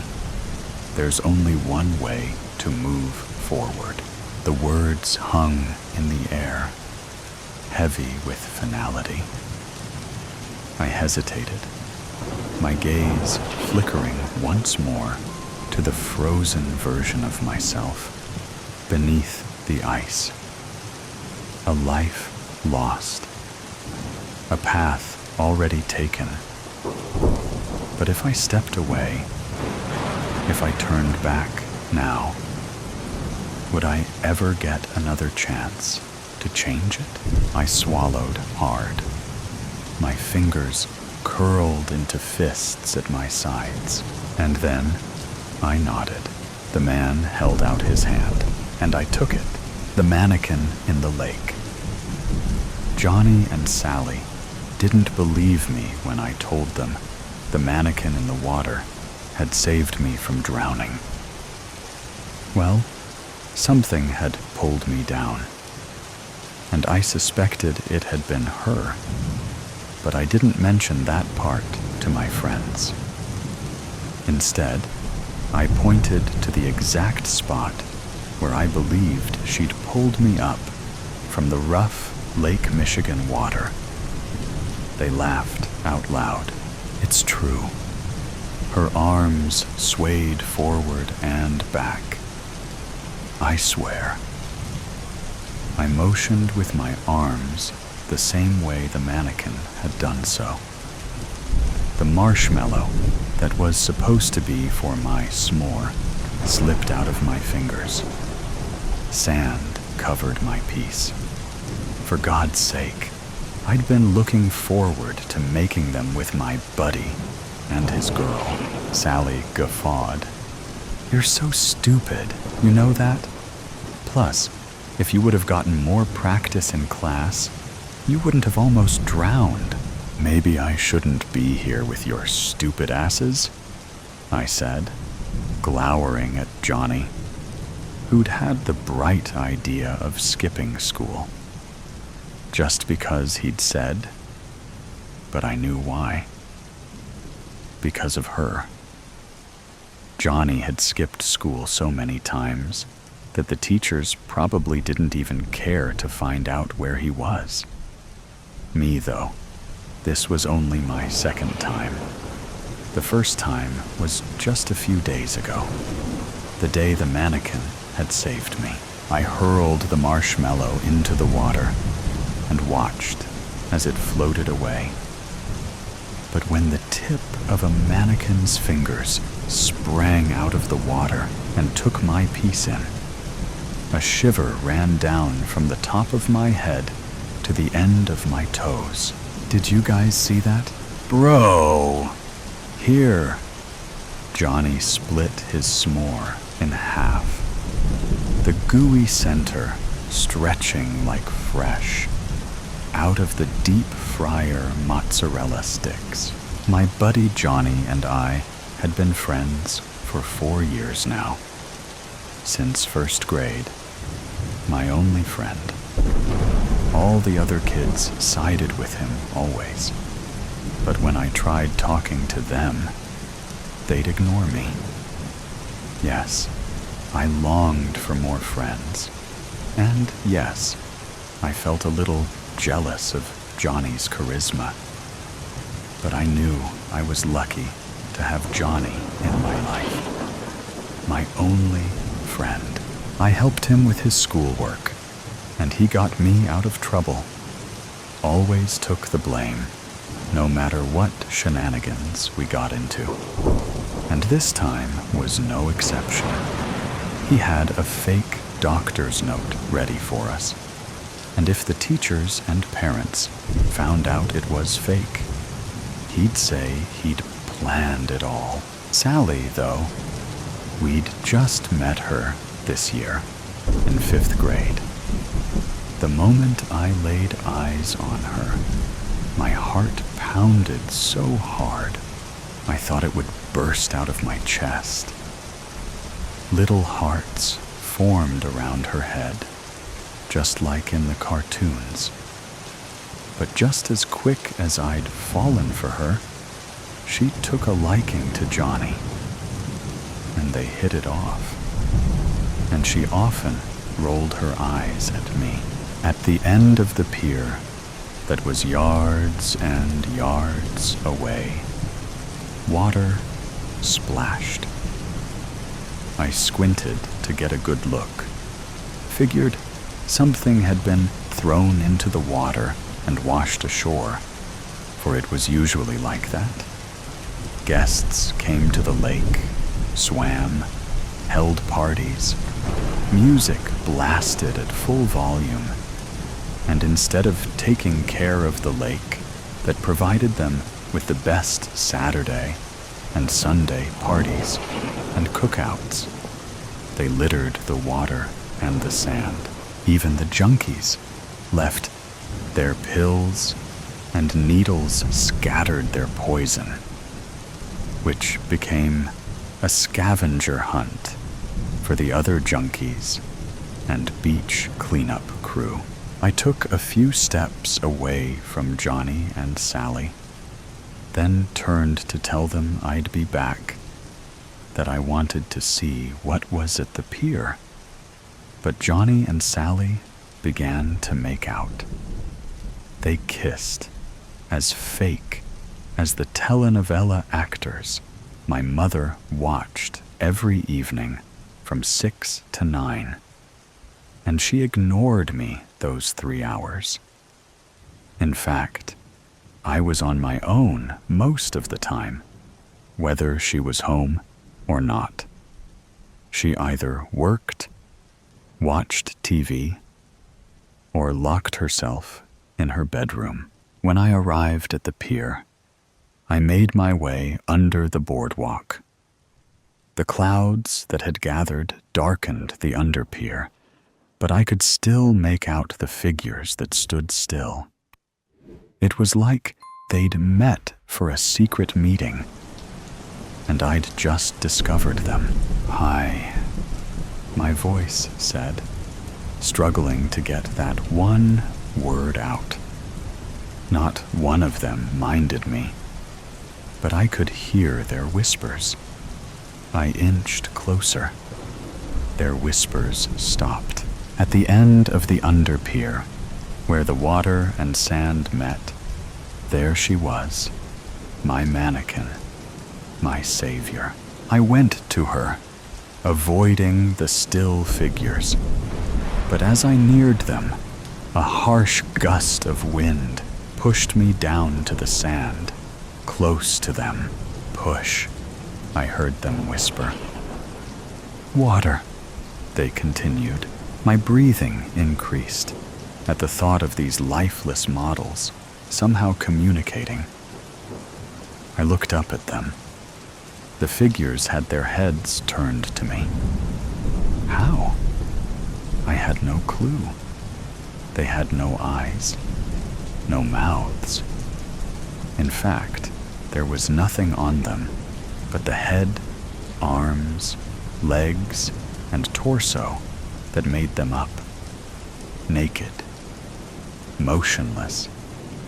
And though they weren't looking at me directly, their gaze was fixed on me. I pushed myself up and walked backward, away from them, away to the light past the underpier. But before my body touched the light, one of them blocked me. It was her. I knew it. There was a connection between us. I turned to her. The arm that had stopped me remained up in the air. "Bring," they said. And I turned to them. No realizing when, she pushed me, and again, I was down. Sand kicked in my face. No idea which of them had done it, because when I looked up, they remained still. Now, they were closer. How many were they? 9, perhaps. 10, if you counted her behind me. Where was Johnny? Sally? Still making out? Friend?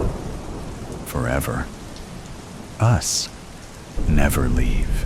They had a cultish demeanor about them. When they spoke, it was chant-like, but like they were speaking to me. "Water?" she said behind me. "Lake." "What? You want me to go into the water?" "Us. Forever. Friend." Were they recruiting me? "I can't," I cried. The sand that covered my hand scratched my eyes. "My mom, she'll get worried. My friends, they'll come looking for me soon. She hate," one of them whispered. "Who? My mom? Sally?"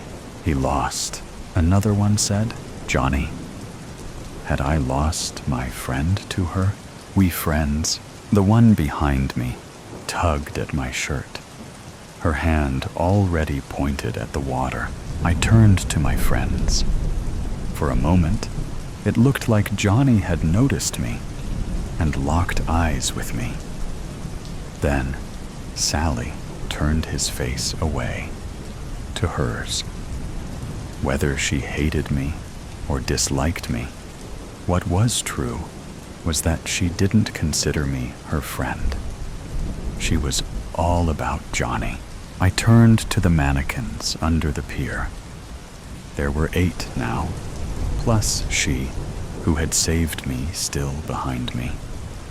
The one missing was now in the lake, its torso above the water, its arms extended, ready to receive me.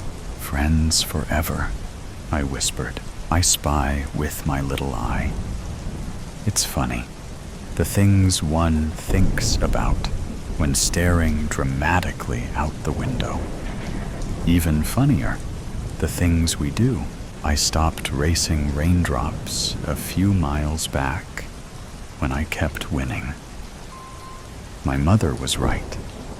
Winning at everything gets unbelievably boring. Who knew a car window would teach me that lesson? Trailing my eyes lazily over the book on my lap, I deliberate. I could read, but that would mean turning on the overhead light, and I don't want what's out there to see me any better than it already does.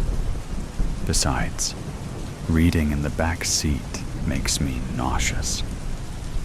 Sighing, I look out the window again. Dark skies press down on the trees, lining either side of the road, their jagged silhouettes barely visible beneath the moonlight. But I don't need to see them to know it is there. I can feel it, like the fabric of my clothes against my skin, like the weight of my own breath in my lungs. It's waiting, watching. It won't be able to follow us past the state line, not when it's tied by its grave deep in the very forest it now lurks in. If we can just keep moving, if we don't stop. My fingers tighten around the seatbelt, because in the trunk, wrapped in tarps, are knives. The blood on them should be drying, crusting over. But that doesn't matter. It won't be the knives that get us caught. It'll be it. The road stretches endlessly. Twin lines of paint vanishing into the dark. The wipers squeak against the windshield, streaking rainwater instead of clearing it. The radio hums static beneath the commercials, like an unspoken warning. To whom, though? You see it? Bex asks beside me. Out of the 4 of us, she's freaking out the worst. I've long since put a barrier between our seats to avoid the worst of her rocking and jittery libs. I give her another flat look, hoping this one will shut her up for the rest of our trip. If I did, don't you think I would have said something by now? She whimpers and turns back to her own window, staring wide-eyed at the trees. I meet Rick's eyes in the rearview mirror, and Theo side-eyes me from the passenger seat. None of us say a word. In truth, I can see it. The shifting shadow that vaults across the street every few feet before melting into the trees. It got so out of hand. It was never. No, we did mean to do it. We just didn't think it'd come back to bite us like it did. is doing. What's also true is that Bex will not be making it past the state limits with us. She can't be trusted. The minute everything was done and buried, she broke. Broken things aren't always fixable, and she is one loose end we cannot risk letting go, or it would end. We were all screwed. Rick blinks twice. I inhale deeply, sighing quietly through my nose. This is part of the plan. It won't chase us past the state limits, because it can't. But it also will have no incentive to do so. It's why we let Bex do it in the first place. Theo hums and raises the volume on the radio. Commercials, figures. Rick blinks one more time. The locks click, lightning flashes, bleaching Bex's side of the car in stark white. She yelps, flinching away from the window.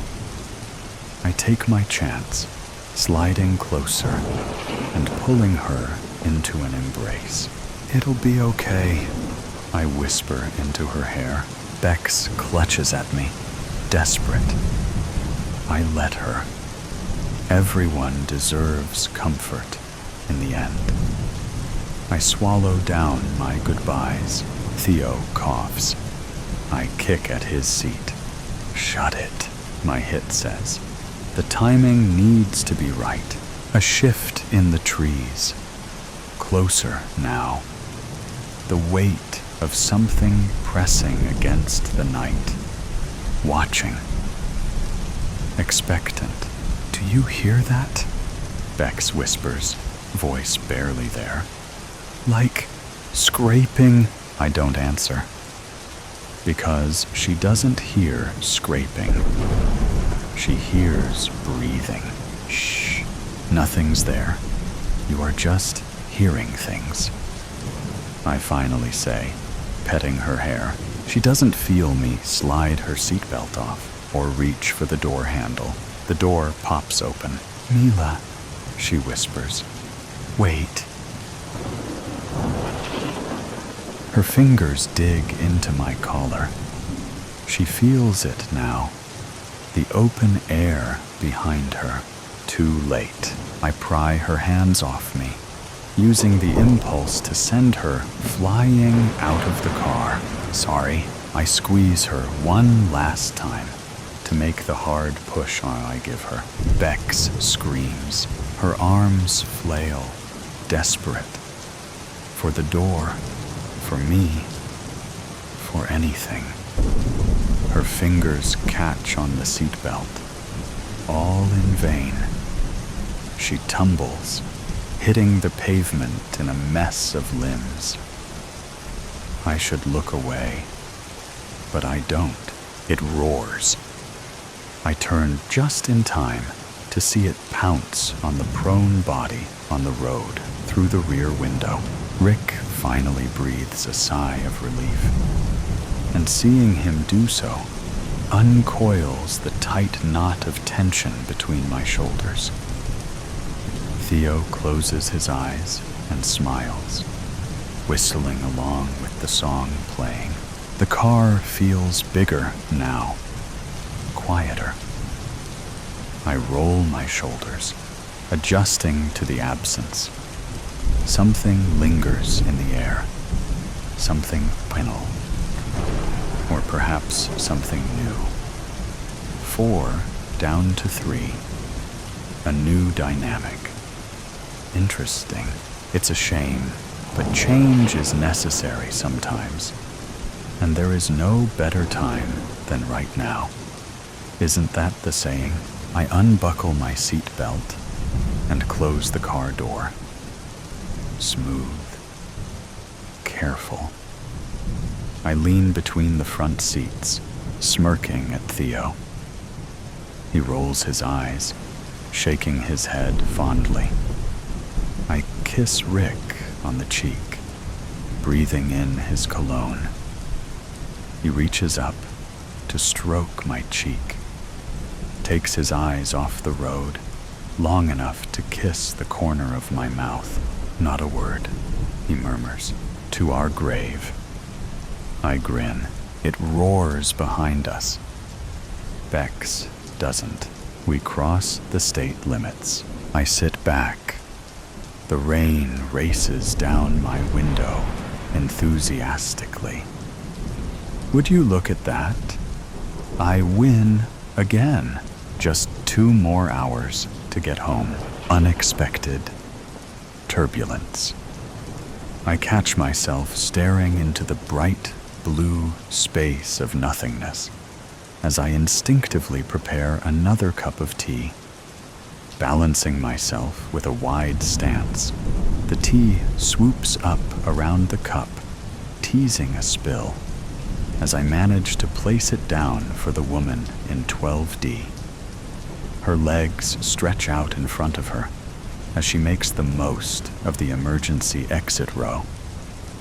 I move down the next few rows, filling plastic cups with water and stale coffee. My mind is once again invaded with their final words to me. You're just asking for it, now being another glorified air waitress. What are you doing tonight, Soph? Krista asks, rearranging her white blouse and smoothing down her skirt as I start packing down the drinks cart.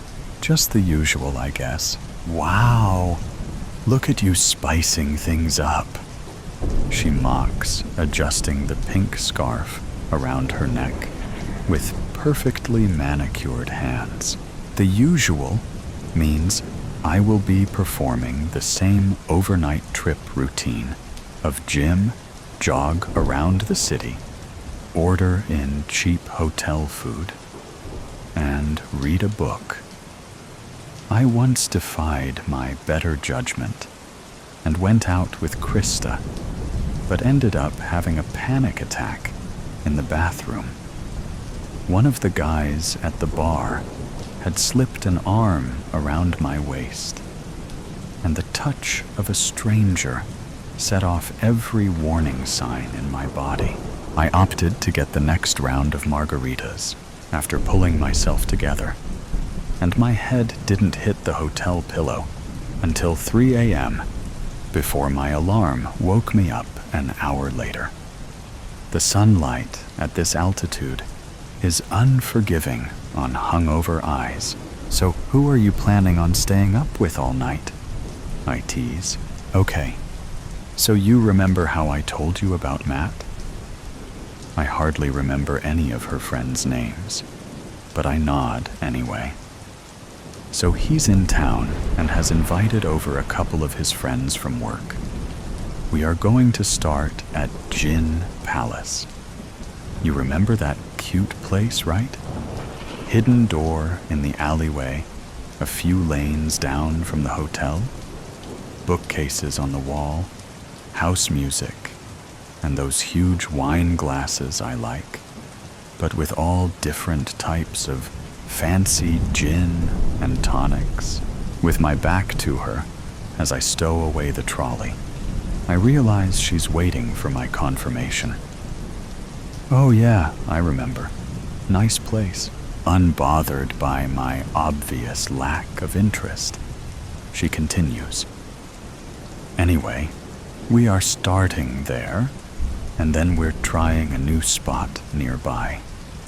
Apparently, one of his friends knows a club that is all completely glow in the dark, and she's cut off by the sound of the seatbelt light turning on as the captain announces we are likely to experience turbulence.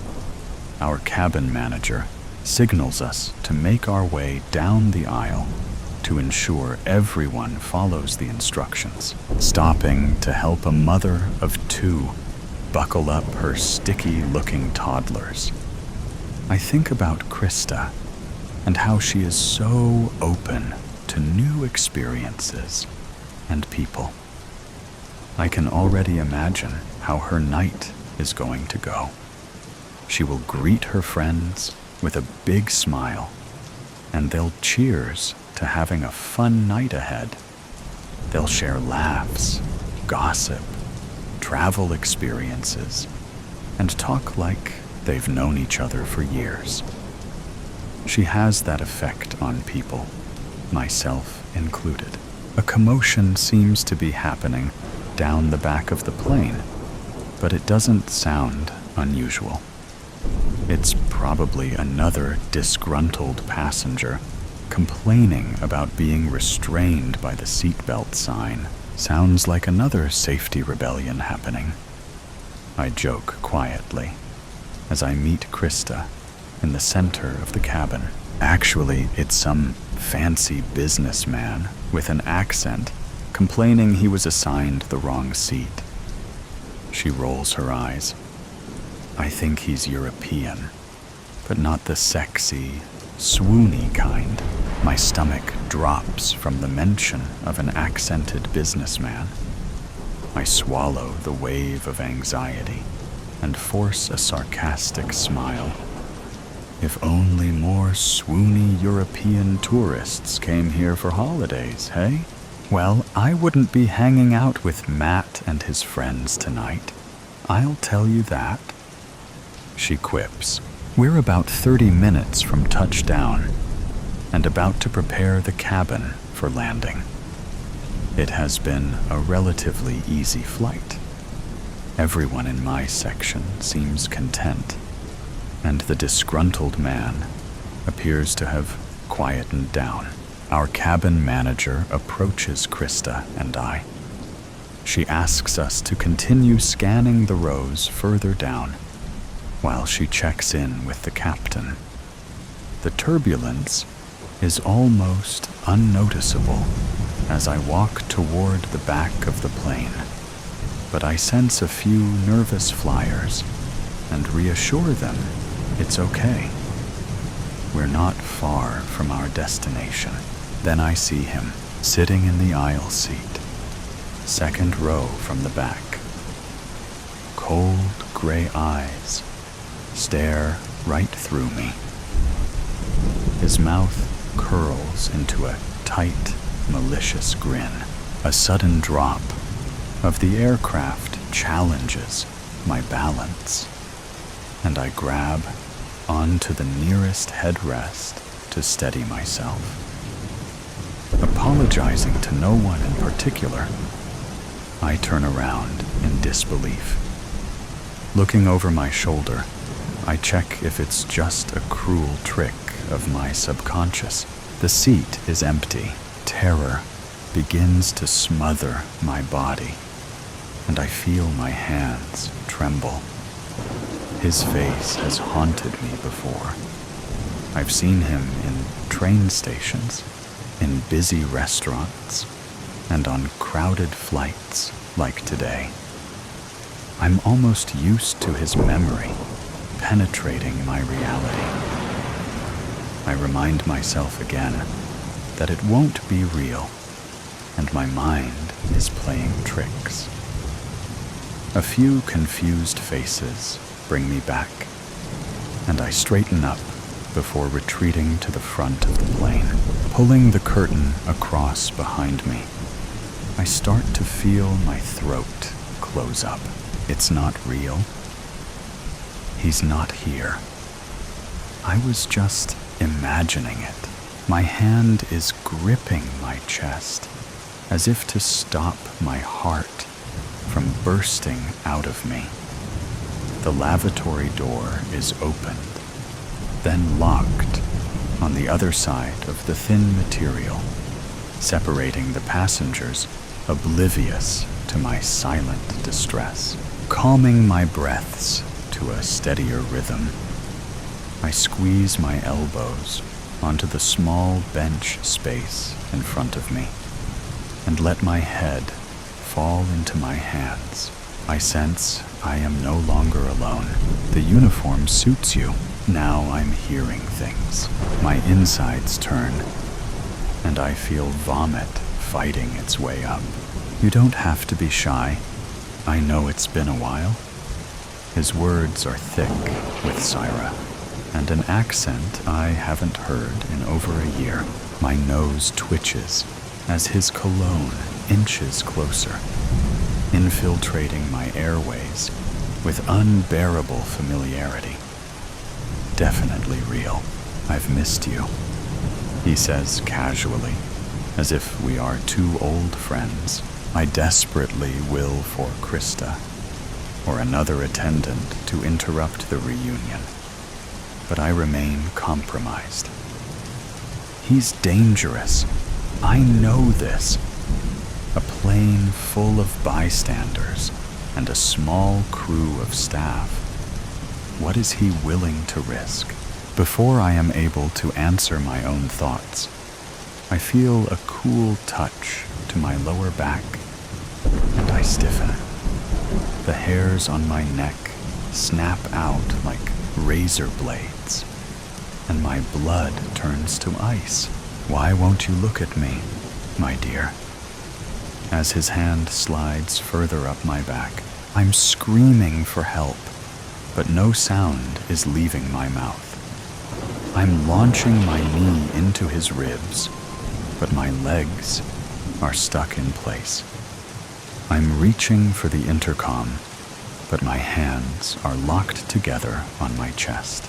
A jolt knocks us both off our balance, and I'm able to swing out of his touch, only to find us face to face.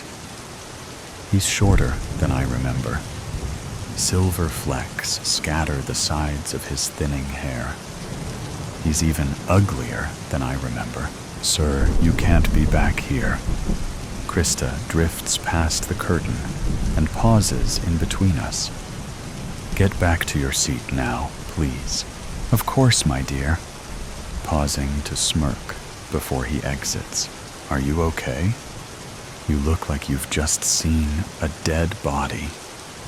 Krista's face is filled with concern. I bite my tongue before responding with, I wish I had, and let her know I'm fine, just a little shaken from the bumpy ride. Oh, really? I can hardly feel a thing. She moves over to the CID's system and sets the lavatory lights to red. We'll be descending soon. I straighten up my blouse and pat under my eyes to make sure any signs of horror are blurred into my smooth, professional mask. So did Mr. Fancy Pants think he'd find his seat up here? What? I can hardly hear her over the ringing in my eardrums. The European guy with the accent. Was he pestering you about his seat? Oh, I force an eye roll. He just came too far, up looking for the bathroom. Well, you'd think he's a regular flyer with that attitude. Wouldn't he know where the lavatories are on these planes by now? I shrug and move past her, pretending to be busy conducting final checks on the food and beverage lockers. Krista announces the instructions for our descent across the cabin intercom, then turns to me. I'm just going to do a final rubbish collection and seat check. You want to just wait here? You look a little pale. Yeah, if you don't mind. Thanks. I move to open up the jump seat and begin to strap myself in. Damn, I mutter. I forgot to pull back the curtain. My hands are still shaky from the monster behind it. I begin to release the seat belt and stand up, taking a deep breath in before I reach up for a handful of fabric. But a hand grabs mine first. My weight is suddenly whipped out from underneath me, and I'm falling. A wicked crack erupts from behind my ears. I can feel something warm and wet trickle down my back. You thought you could run away And I would forget about you? He's hovering over me. Did anyone hear me fall? Bringing his slimy fingers to my face. He strokes my cheek. Paralyzed. I'm trying to run in a bad dream, but my legs won't move faster than a walk. I'm being chased, but my body has no sense of urgency. My mind is fighting to control a faulty vessel. His hand on my thigh makes me feel 18. Oh my God! I hear someone shriek.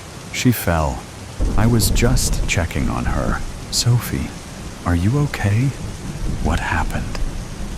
Krista bends down next to him, and I struggle to focus on which one of her swirling faces is real. I want to tell her to call for an emergency, but I can't seem to gather the words. She's an old friend. I can keep an eye on her if you get a first aid kit, he says, maintaining his cool composure next to me. Looking directly at him, she says, "Sir, you need to leave right now." Before she can say more, he thrusts his hand around her throat, and she is backed against the jump seat I was sitting on just a minute before. Awful screeches escape from her mouth as the veins grow by her temples. Her eyes search desperately. Watching my friend struggle for her life suddenly releases all the tightly wound ropes, holding me anchored to the floor. My hand reaches for the nearest cupboard, and a coffee pot extends from my arm and cracks down on his skull.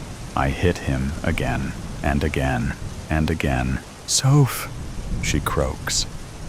"Sophie," Krista pleads, struggling to pull herself up from the ground.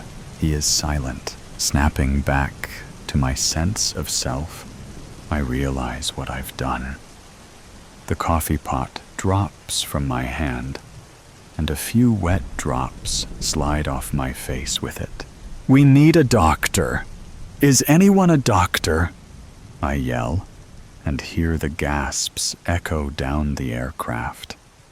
I was fresh out of high school and approaching my move-out date, assigned by my parents when I started working. It was said to be the best restaurant in town. We had regular guests from all over the world who stayed in the hotel above. I didn't notice it at first, how I was always rostered on the section of mostly dinner for ones. I received generous tips and learned about the different places they were all from. I enjoyed being praised for my efforts and attentiveness during the meal. The mostly male and outspoken staff generally left me alone, which suited me just fine.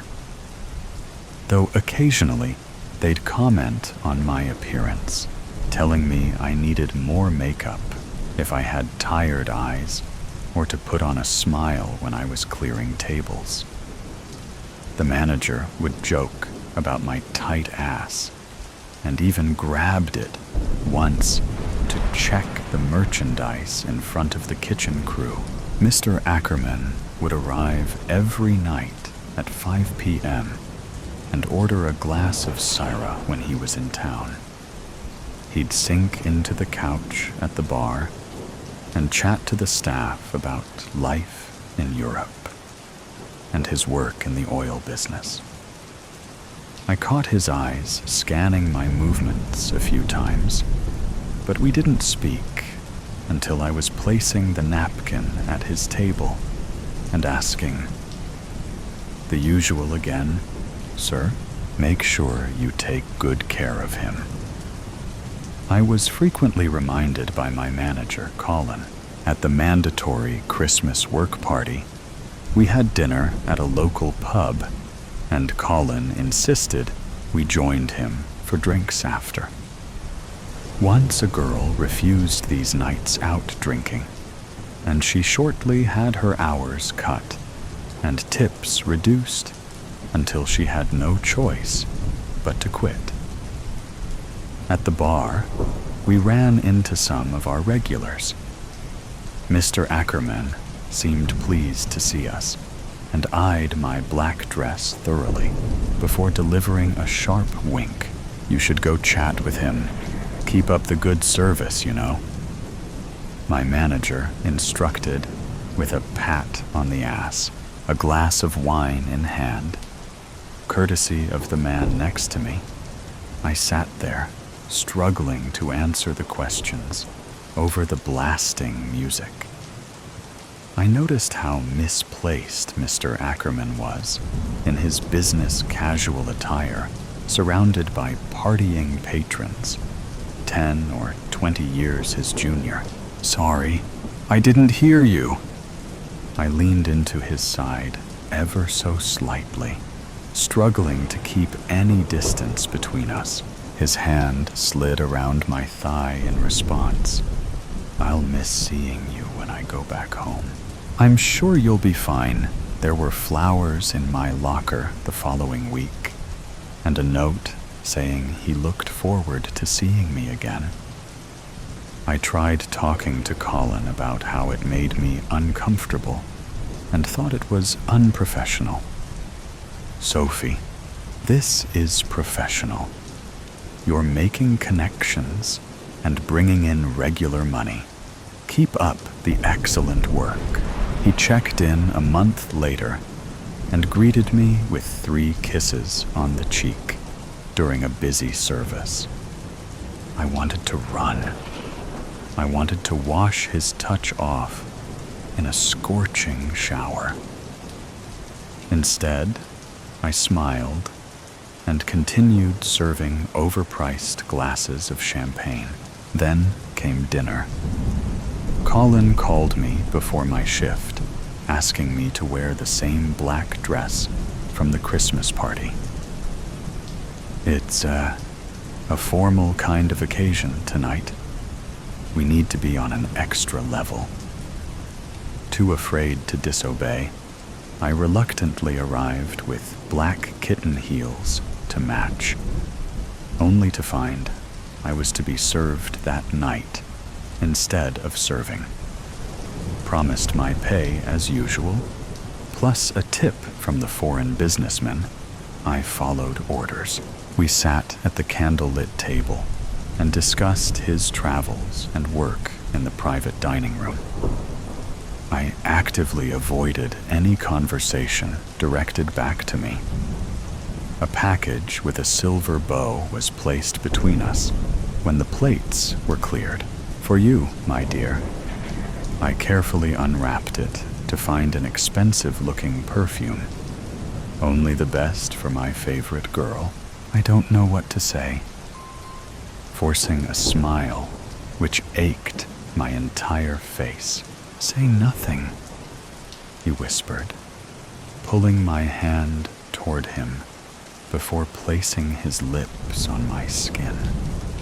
I resisted every urge to whip it away and smack his jaw, but I felt another pair of eyes on me. I glanced over to the room door to find my manager peering in, nodding in approval. Everyone knew. They all played a part in it. They helped print letters, deliver flowers, and even gave him my phone number. I was a pawn in their game. Mr. Ackerman must have offered more money than I could have imagined to the entire hotel staff. What other motive did they have? Or was it just a funny joke to them? What followed in the months after will stay with me for the rest of my life. I eventually cracked the morning after being requested to join Mr. Ackerman in his room for the night. I burst through the lobby and headed straight to the manager's office. I'd saved enough of my generous tips to book a flight to the other side of the world with an approved visa and an interview with an airline. I could finally escape. Colin laughed in disbelief of my resignation and career change. You're just asking for it, now being another glorified air waitress. I dropped my apron on his desk and left without another word, going over the interaction in my head, making sure I didn't let it slip where the airline was based. The thud of the wheels touching down sends excruciating pain up my scalp as I continue applying pressure to my wound. Krista is sitting opposite me, with her face slowly returning to color, squeezing my hand. The emergency services are waiting at the gate, and I brace myself for the chaos about to erupt when we open the doors. I don't know what is going to happen. All I know is that my chest feels lighter, and I can breathe again. What she left behind. California, 1868. Clara Emerson pressed herself against the train window, her eyes glazed and alert from exhaustion.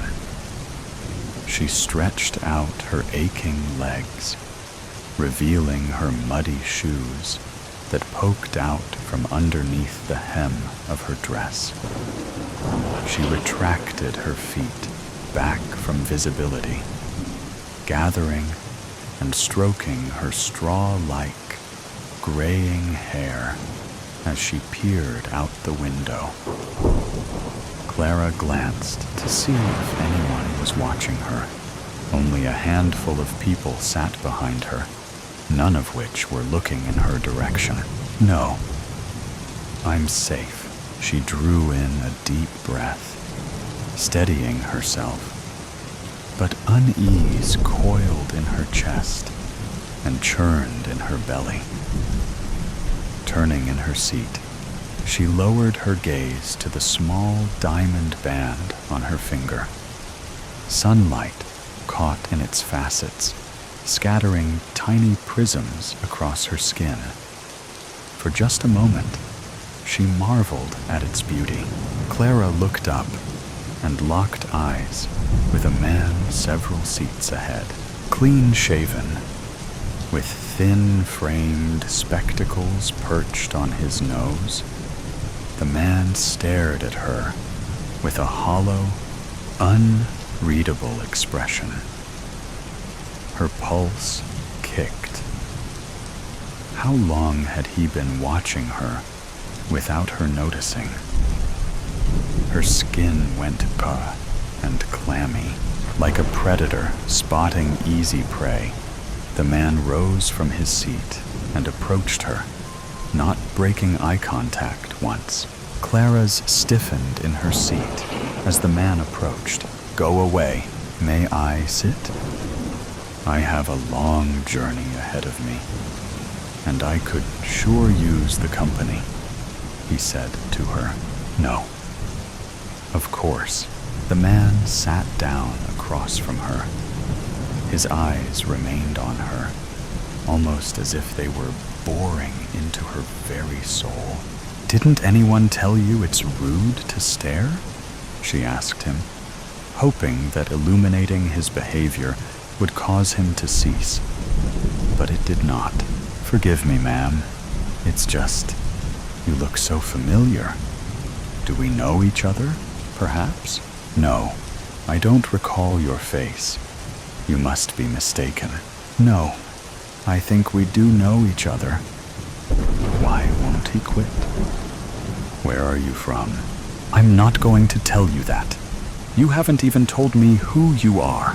"Ah, how foolish of me. My name is Simon Klein." He leaned forward, extending his hand to her. He sat back down and continued to stare at her, expectantly this time. Clara sighed brushing a strand of hair out of her face. "I'm Elaine. Elaine Whitmore. Elaine. I would have taken you for an Alice or Charlotte or Clara." Clara froze in her seat, her eyes wide and her palms sweaty. "Who is this man?" "No, I'm just Elaine." Mr. Klein gave her a wry smile, shaking his head. "So, where are you headed to?" Clara shrugged. "Anywhere that's far away from here." "Ah, come on. California's the place to be. There's opportunity here." "Not for me. Not anymore." "Shame," he said. "What is?" Mr. Klein chuckled. "Surely you have friends or family that will miss you. It almost sounds like you're running away." Now he was just getting on her nerves. "You're quite brazen, Mr. Klein. My business is none of your concern." Mr. Klein pressed his lips tightly together, as if he were in pain, and forced out a smile. "My apologies, Mrs. Whitmore. I never quite learned how to keep my nose out of others' affairs. I am a curious fellow, curious indeed." Hoping to break the tension, she pulled out a flask from underneath her shawl. "Care for a drink?" A wild glimmer in his eyes appeared. It was as if he wanted to reach out and strangle her.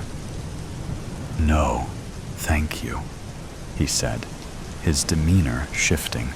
There was something dangerous underneath this man's calm exterior. Somehow, that made him more terrifying. If he were angry and violent from the start of their encounter, she could predict his next move and accept that she was under attack. But this man unnerved her to her core. There was something almost familiar about him. Gathering her shawl, she stood from her seat, and as steady as she could present herself to be, she faced him. "I think I would prefer to be in my own company for the rest of the journey. Good day to you. Please, there's no need to leave. If you wish to be alone, I can accommodate." Mr. Klein stood, moving back to his original seat. Clara returned to hers, facing away from Mr. Klein this time. But she could still feel his eyes on her. She waited until the train had passed a dilapidated old shack close to the tracks before rising from her seat and creeping her way down toward the caboose. Her heart quickened, as did her pace. "Excuse me, sir," she heard behind her. Sucking in a breath, she chanced a glance behind her, locking eyes with Mr. Klein, who was trailing close behind her. He did not smile this time at her. His eyes were cold and focused on her intently, like before. But there was a rage in those eyes, a bloodlust, in fact. She didn't think twice this time, turning and running down the aisle like a mad woman. She stumbled through the empty train carts, praying an escape plan would present itself to her before he reached her. But there wasn't enough time, and there was nowhere left to run. "I'm trapped." She looked out the back window and considered the tracks. Maybe she could jump. Maybe. she might still have a chance. The door behind Clara creaked open. She spun around to see Mr. Klein reaching into his coat pocket, revealing a silver pistol. She backed away slowly, keeping her eyes trained on Mr. Klein, if that even was his name, and she pressed herself against the back door of the caboose. He pointed the barrel at her. Rage oozed out from beneath the calm, collected persona he performed earlier. His hand trembled, but he remained in control of himself for the moment. Clara trembled, terrified of what he would do to her. "What do you want from me? Why are you following me?" "I saw you," Mr. Klein said. "I saw what you did to my sister that night." Whatever she planned on saying to him, the words fell empty in her mouth. "This is it. It's over." "What? You thought no one saw you sneak out of her house in the dead of night? And I find my sister dead in her home? No, that's a lie.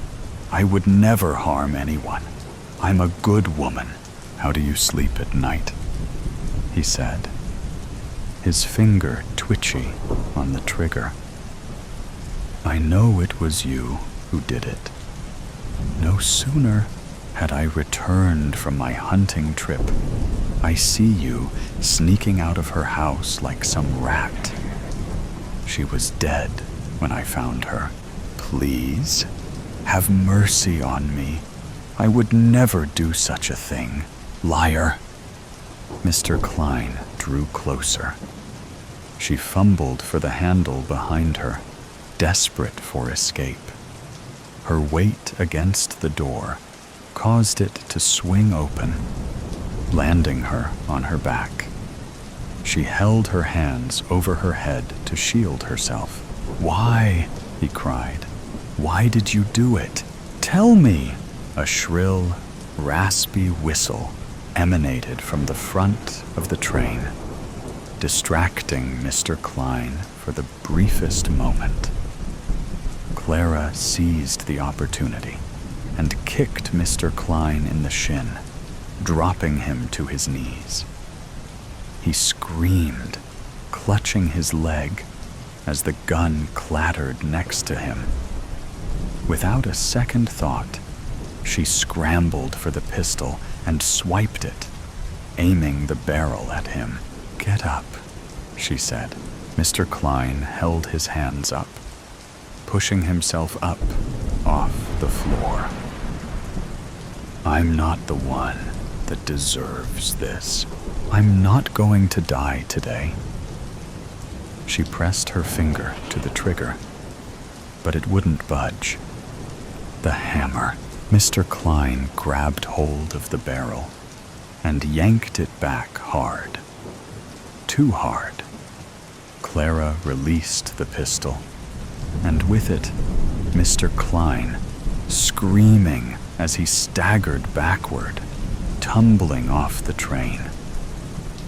He hit the tracks hard, rolling like a rag doll, before coming to rest, bloodied and limp, his lifeless eyes fixed toward the sky. The wind violently whipped Clara's hair as Mr. Klein's body disappeared beyond view. She steadied herself against the railing, her thumb absent-mindedly tracing the curve of the diamond, lost in a thought she refused to finish, falling to conclusions. Fear can make you do crazy things. Cry, laugh, scream, even kill. At this precise moment, it is causing a man named Joe to run for his life. It is also causing 7 members of an unknown faction to chase him. Joe doesn't know where he is going, only that he has to get away. His chest pulses in and out as his body tries to drag in air to compensate for all the running. His legs ache as he pushes them to go faster. A voice in his head urges him on. We need to go faster. Shut up. You think I don't know that? It's your fault we're running in the first place. Gosh, a guy can't have a little fun. You killed those guys. Correction, you killed those guys. As far as anyone else knows, I am just a figment of your imagination. Besides, now you can be certain that the men who killed your family have been punished for their actions. I didn't need your help. The police would have handled it. Now these guys are chasing us. Less complaining, more running. Joe continues sprinting through the autumn-colored trees, looking for an escape. As he taps into his second wind, he sees sunlight beaming down ahead. He gets to a bright clearing, a good distance ahead of his pursuers. The beginnings of a sigh of relief melt into a sigh of despair.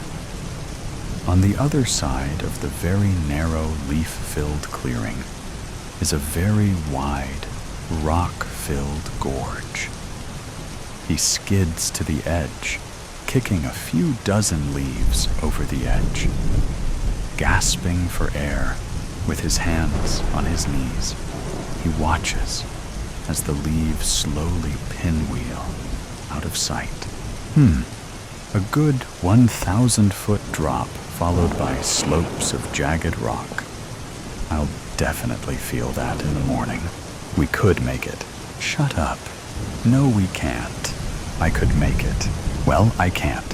He takes a step back and puts his hands behind his back as he tries to catch his breath. As he turns around, a single man wearing green, brown, and black fatigues skids into the clearing. He sees Joe and raises his assault rifle. The gun trembles slightly as the soldier trains it on him. Joe watches as the nervous soldier's finger tightens slightly on the trigger. A single bead of sweat slides down the soldier's forehead as he begins to talk. We're gonna need you to come with us. I'm afraid I can't do that. That's right. Tell him. We aren't going anywhere with him. Puh, please, we're not gonna hurt you. I find that hard to believe. If I remember correctly, you guys were shooting at me not too long ago. Come on. There's only one of him. We can take him. We just want to talk to you. Do some tests. Ask some questions. What if you don't like what you hear? What if your tests and your questions don't get you the answers that you want? What then? Huh? Why haven't we killed him yet? Would you shut up already? Who are you talking to? Nobody. Okay. I think I'll decline. Wow. I didn't think you had it in ya. That is not an option! A different voice booms from within the trees. The rest of the group bursts into the clearing, all wearing matching fatigues. Their assault rifles are all trained on him. Just answer me one question. Why do you have to be able to explain everything? Why do you have to know how everything works? Joe yells with tears of anger welling up in his eyes. Are you crying? What a baby. How about less crying and more killing? If it isn't normal, let's chase it down and shoot at it with automatic weapons and force it to cooperate. Find out how it works by any means necessary. You people disgust me. If you don't kill them soon, I will. Would you shut up already, sir? I don't know who you are talking to, but we can do this the easy way, or we can do this the hard way. Well, as my mother always said, if it's not hard, then it is not worth doing. Whoa, what are you doing? They are looking for a reason to kill us. If they kill me, you die too. As Joe says this, he slowly takes his hands from behind his back. A 40-inch, sleek, razor-sharp, black katana is held firmly in each hand. As they see the blades, their fingers squeeze the triggers. Volleys of bullets fly towards Joe, each trying to reach the target first. His swords move lightning fast as he takes into account where on his body they are aiming and tries to deflect as many bullets as possible. Despite his efforts, he's breathing through a couple new holes by the time they need to reload. They watch anxiously as Joe stumbles forward. The sword in his left hand sticks into the ground and keeps him from falling all the way to the ground. He leans heavily on the sword as ragged, shallow breaths tear out of him. Dark red blood stains his shirt and pants in various places. He sways, but manages to stand, leaving the sword embedded in the ground. He tries to look at them, but the 7 soldiers double into 14. He shakes his head and tries again, but the 14 soldiers are now swimming in front of his vision. He settles on focusing on the group as a whole, seeing the forest, not the trees. Did I pass the test? Oh well, my answer is still no. If you want my body, you'll have to fetch it. Joe slurs. You are seriously losing it. You are going to get us killed. No, don't! Joe spreads his arms and falls backwards off of the cliff. The soldiers dash to the edge and see him falling. He watches as the edge of the cliff and their faces shrink away from him. The wind whips his clothes wildly as it accelerates past him. He closes his eyes, slows his breathing, and concentrates. Suddenly, the sound of the wind slows and then stops. He opens his eyes and sees that he is now floating in mid-air. A faint glow and a quiet hum emanates from his left hand. He looks down and sees that about 5 feet under him is one particularly sharp shard of black rock that would have ended up right through his chest. He also notices that his vision has blacked out on the edge. Something was wrong. What did you do? I took over. It's obvious that you were on a suicide mission with that little stunt you pulled. I did too much work to get this body to just let you destroy us like this. He contemplates his grisly death for a second before reorienting himself. Using the power from his hands, he zooms back up towards the cliff edge. His head pops up over the ridge as the 7 soldiers are leaving the clearing. They walk slowly and lackadaisically back into the trees in a single file line.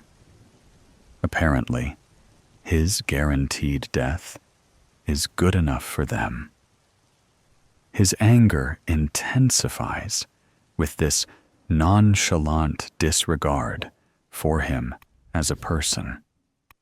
The fact that they don't really care about retrieving the body pisses him off. They even left his sword exactly where it got stuck in the ground. The nails on his right hand dig into his palm as his grip tightens on the sword. The angry look on his face morphs into a grin. He is going to enjoy what is about to happen. He floats back onto the cliff and lands silently on the ground. He quietly picks up his second sword and zips to the soldier, bringing up the rear. In one swift moment, he puts one sword through his back and uses the second sword to separate his head from his body. The head spins wildly as it tumbles into a nearby pile of leaves. He pushes the soldier's body out of the way and heads towards the second soldier. The second soldier gets cut down in one stroke, starting from his right shoulder and ending at his left hip. As the top half of the body slides away diagonally from the bottom half, Joe sees that the other soldiers have become aware of his presence. Their eyes widen and their mouths hang open as they realize the man that they thought was dead is still very much alive. Joe uses the moment of hesitation to close in. The third soldier is split vertically in half as Joe brings the sword right up through the middle of him, splitting him in half like a deli sandwich. He steps through the space the third soldier's body once occupied and heads toward the fourth soldier. He rams both swords into the soldier's abdomen and sees the soldier's eyes widen with pain. He pulls both swords in opposite directions, shredding the soldier's midsection. He lifts his foot and kicks the soldier, sending his body to the ground with a thump. 4 down, 3 to go. The remaining 3 soldiers spread out and raise their assault rifles. Not this time, Joe snarls at them. Not like this. It was never supposed to be like this. He spins the swords one time in his hands as he steps over the fourth soldier's quickly cooling body. Raising the swords in his hands, he throws them at the 2 outside soldiers. Both soldiers are struck between the eyes before they even get off a shot. The force of the swords knock them both backwards. One of the swords plunges into the ground, propping the 5th soldier's body up at a 15-degree angle. Gravity slowly pulls the body down the blood-soaked blade. The other blade pins the 6th soldier head first to the gnarled trunk of a nearby tree. This time, gravity works quicker and splits his skull as his body slumps to the ground. Joe, now weaponless, bravely strides toward the last soldier. As the final soldier goes to shoot, Joe grabs the end of his gun and quickly shoves it up. The single shot the soldier gets off intertwines with the painful crunch of bones as the gun sight collides with his nose. The shot flies harmlessly into the air above their heads.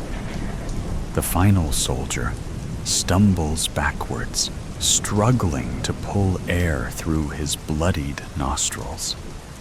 The strap attached to the rifle, still in Joe's hand, keeps him from falling.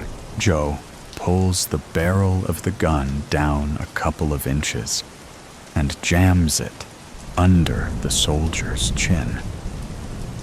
The soldier is still dazed from his new breathing impairment and doesn't even realize what is happening. The automatic fire perforating his brain quickly takes care of his need to breathe.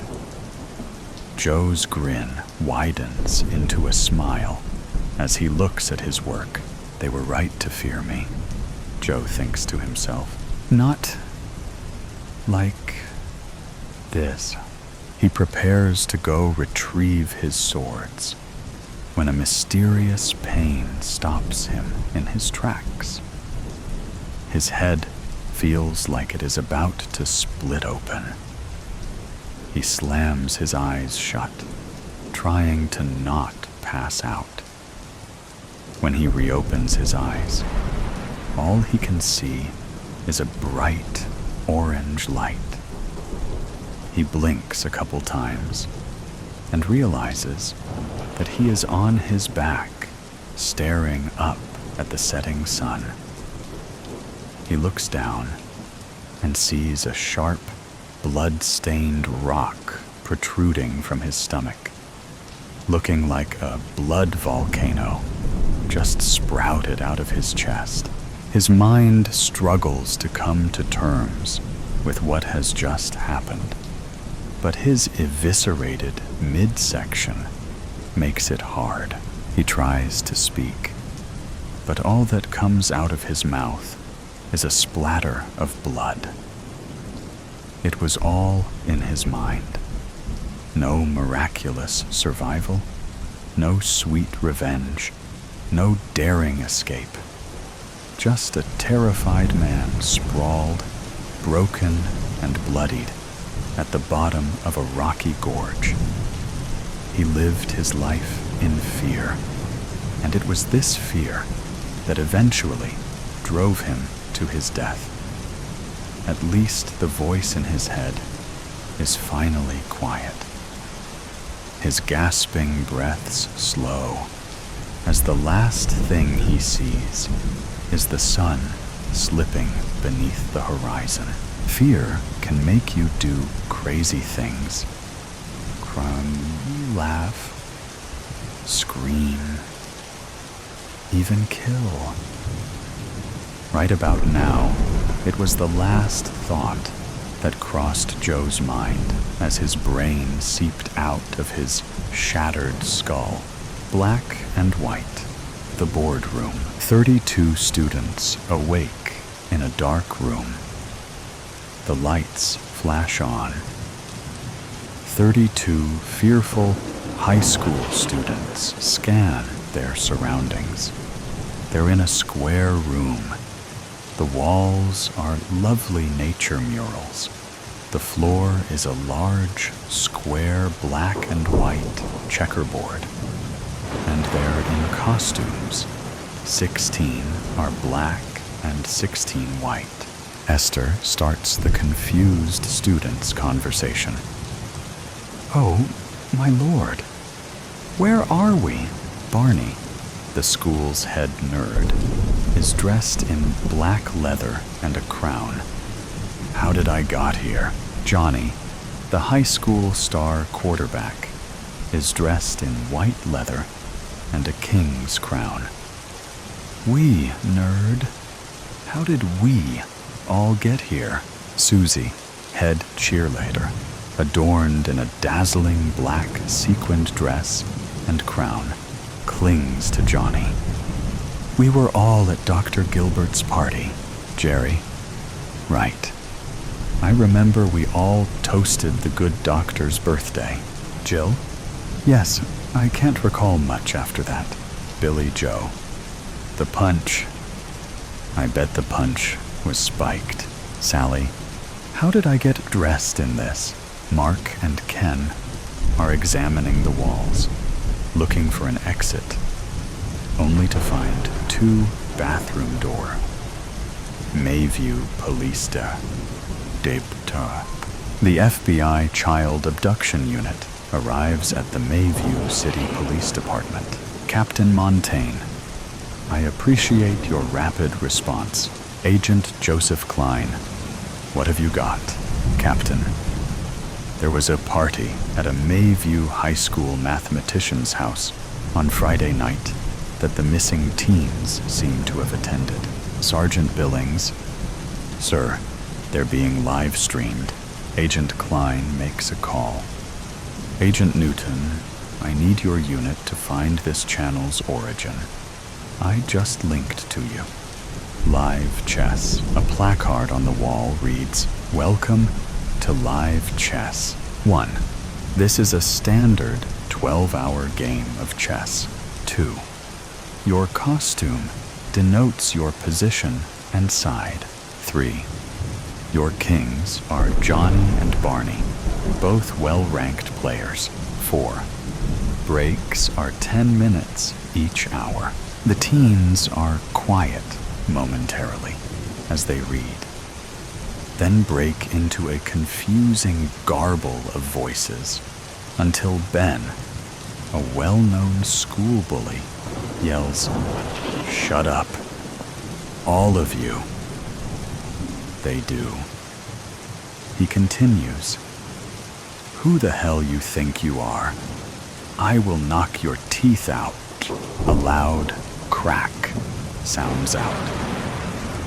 Ben collapses and slides down a wall onto the floor. Blood oozes from his mouth. Screams fill the room.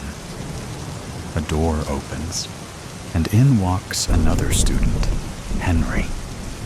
A masked man drags Ben back inside the door, then closes it.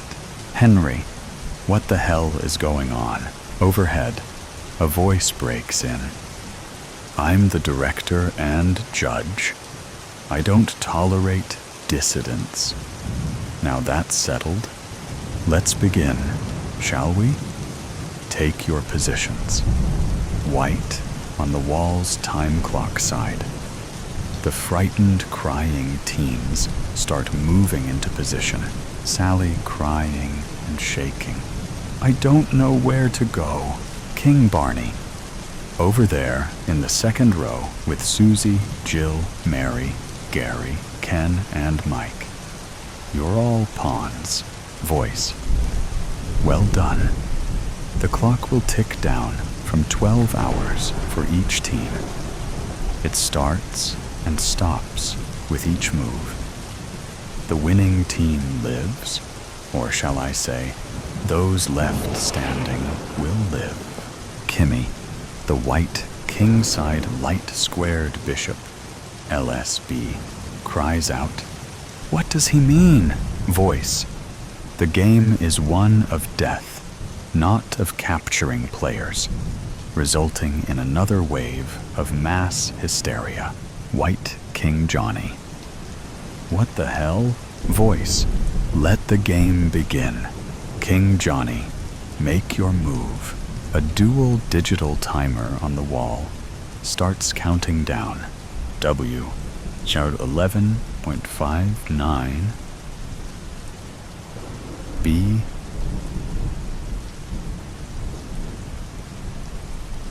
Opening. Johnny, the HS quarterback, confused and shaking, instantly decides pawn to E4.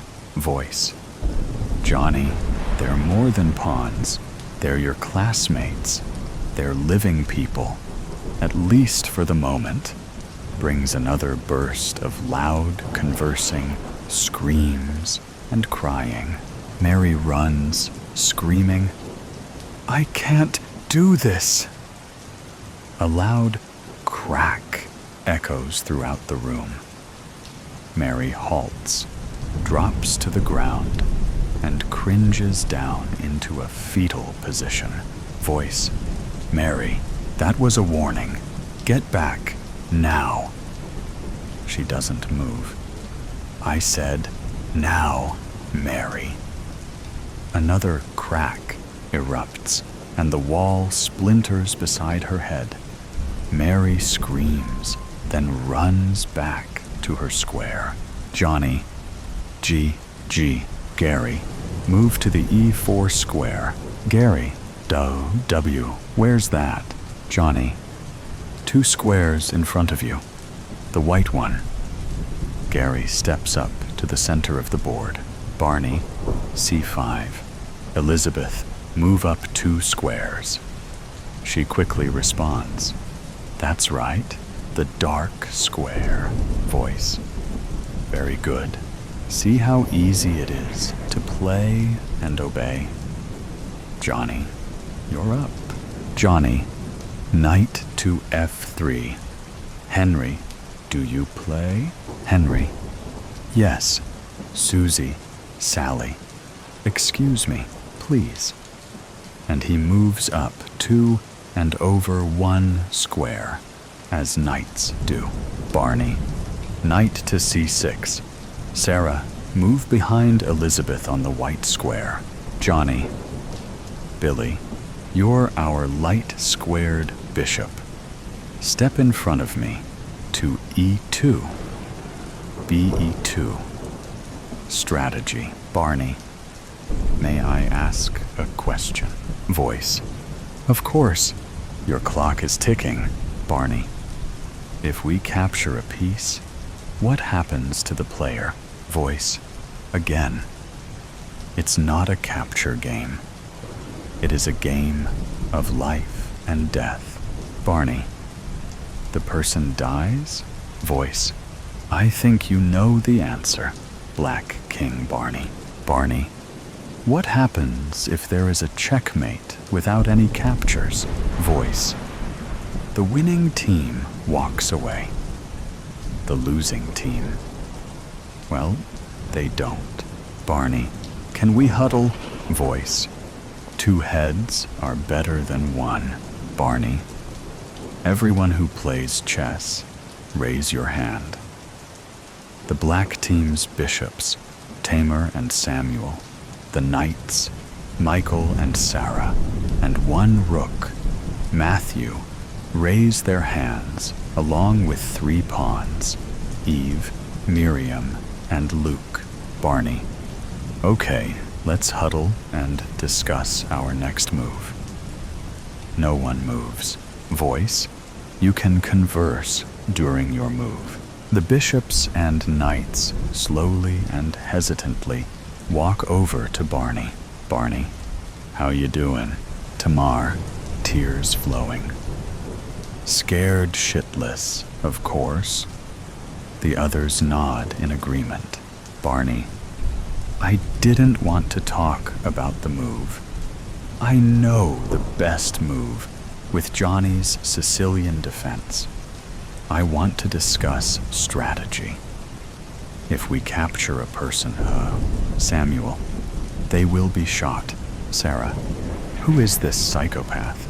Luke, his voice is masked and he knows us. Michael, a teacher?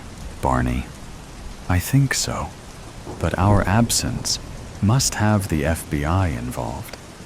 So, if we can draw out the game with no captures, Tamar, kill. This sick will murder them. Barney, right, so let's make moves to prolong the game. Sarah, sounds like a good plan. The others nod in agreement. Barney, okay, good. Michael, let's play D6. It's a good counter to the Sicilian, and no chance for a kill. Barney, My thought as well. The teens shake in agreement. Billy Joe. Johnny is my boyfriend and aggressive in football and chess. He's good and will go for the win. Sarah. No, he won't. Billy Joe. What makes you think that? Sarah. You. You're on our side. You die if he wins. The players return to their positions. Barney, D6. Miriam, move up one step. W23.55.09. B23, 03. Johnny. Rose, you're our king's knight. Move in front of Jill. Barney, knight to F6 for you, Michael. Michael, got it. Samuel, you're moving so fast. Barney, it's just the opening. We can slow down during the mid-game. That's expected. Bishop Samuel. Okay, that makes sense. He may get mad if look to be stalling. Johnny, let's castle. Jill, move beside me, and I'll move to the inside beside you. Barney, shall we fianchetto kingside? Tamar, yes, good call. Black king. Barney, okay, Daniel, step up one square to G6. Next, light squared Bishop Billy will move behind you to G7. And then we will castle. Johnny, Mary, step up one to back up Gary. D3. Blacks, Bishop Daniel slides over to G7. White King Johnny. We're still opening. Our stance in martial arts terms. Bishop Kimmy, slide in front of Bishop Billy. Black King Barney and Rook Matthew switch sides to castle. FBI, Captain Montaigne. It has been 24 hours since 34 high school students were abducted. Dr. Gilbert's neighbors have only revealed that he had a large cargo truck that was heard leaving his residence in the early morning hours after the party, then disappeared. Agent Klein. Dr. Gilbert is a millionaire who does not need to work. He withdrew vast amounts of cash over the last few years and spent his weekends away. Where to? We are seeking to ascertain, along with tracing the video feed. We see the students are all alive, except one. Live chess has gone viral. We are hesitant to shut it down, as he may retaliate against the kids. Officer Dave. Yes, he shot one, and Celia is missing. Agent Klein. Perhaps not. Video analysis seems to indicate a scam, a fake death, like in the movies. He has a degree in mathematics and is a psychologist. Officer Gentry. A sick one. He is tormenting them. Agent Klein.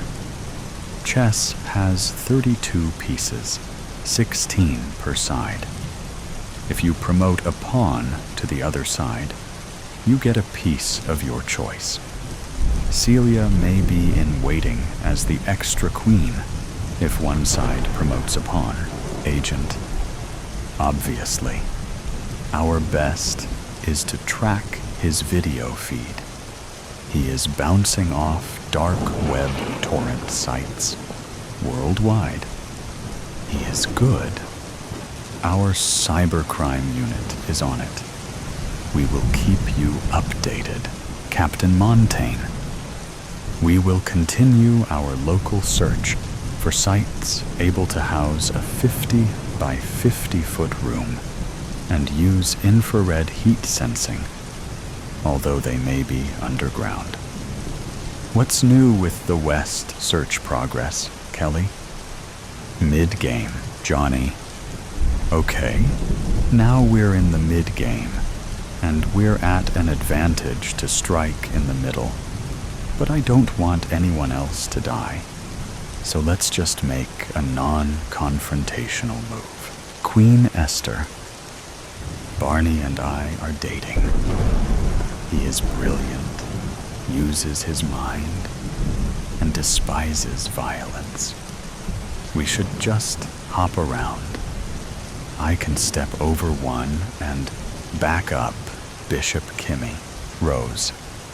That looks aggressive, forcing a dark bishop trade, but we don't have to go through with it. Johnny. Perfect. Queen Esther. Step over to QC1. Barney. Let's huddle. Okay, my friends. It looks as they want to force a bishop trade and end up with their Q in front of me. Billy Joe. Don't take any chances with Johnny. He will save himself first. He will pick his team and friends over me. Barney. Okay, we can avoid a trade. Matthew. How? Barney. Rook Matthew. Step to the side. 1 for rook to e8. King Johnny. Good move by them. They don't want a trade or fight. The clock reads W23 Uzor Bier Suinti. Voice. Break time. A wall opens, revealing a large table with a feast of food and drinks. The bathroom doors pop open. One is labeled guys and the other gals. Break time. The young women gather. Johnny runs to Billy Joe, and they hug, as do other couples. Billy Joe. Oh, Johnny, I'm so scared. Johnny. We all are, Billy Joe. We all are. Barney. I'm famished. He and Esther walk to the snack table. Esther. I need to pee. Be right back. The Black King walks up to the Black King. Johnny greets him with, What's up, nerd? Barney. We need to work together and figure this out. Johnny. Sorry. Yeah, you're right. What do you have in mind? He takes the last bite of a hot dog. Barney. If we make a capture, the person dies. Johnny. Right. So, we need to move around, keep the game going. Barney. That's logical, but I'm sure he thought of that. Johnny. All we can do is try. Barney. Perhaps the cops will find us. Johnny. The FBI is hunting for us. Barney. Right. So let us keep the game going till time runs out. Johnny. Okay. We need not to let any side run out their clock. Esther. How do we do that? Billy Joe. Make our moves on 10-minute intervals. Johnny. Perfect. Barney. That's 6 moves per hour times 24 hours, which comes out to 120 moves each. Esther. Let's make them 15 minutes. Barney. I agree. That way we maximize the game length. Esther. Watch the clock and pray the FBI finds us. Upstairs, Dr. Gilbert smiles. Breaks over. Back to your positions. King Johnny, your move. Johnny. Hey, Barney. Barney. Yeah, Johnny. I'm really sorry. And I know I can speak for my football team. I'm truly sorry for all the nerd harassment we've given you and your friends over the years. Barney. Ah, heck. Water under the bridge, Johnny. Let's just get through this and let bygones be bygones. The two smile and walk to their sides of the board. both holding back tears to move to lose scenario. The Black and White Kings and their teams continue the game, making move after move without players attacking other players. After the 90th move, and with only a few hours left, Dr. Gilbert, whose name was still unknown to the students and video stream audience, finally spoke, voice. Well, you all have been having fun, right? I'm not stupid, you know. I have been building and planning this game for years.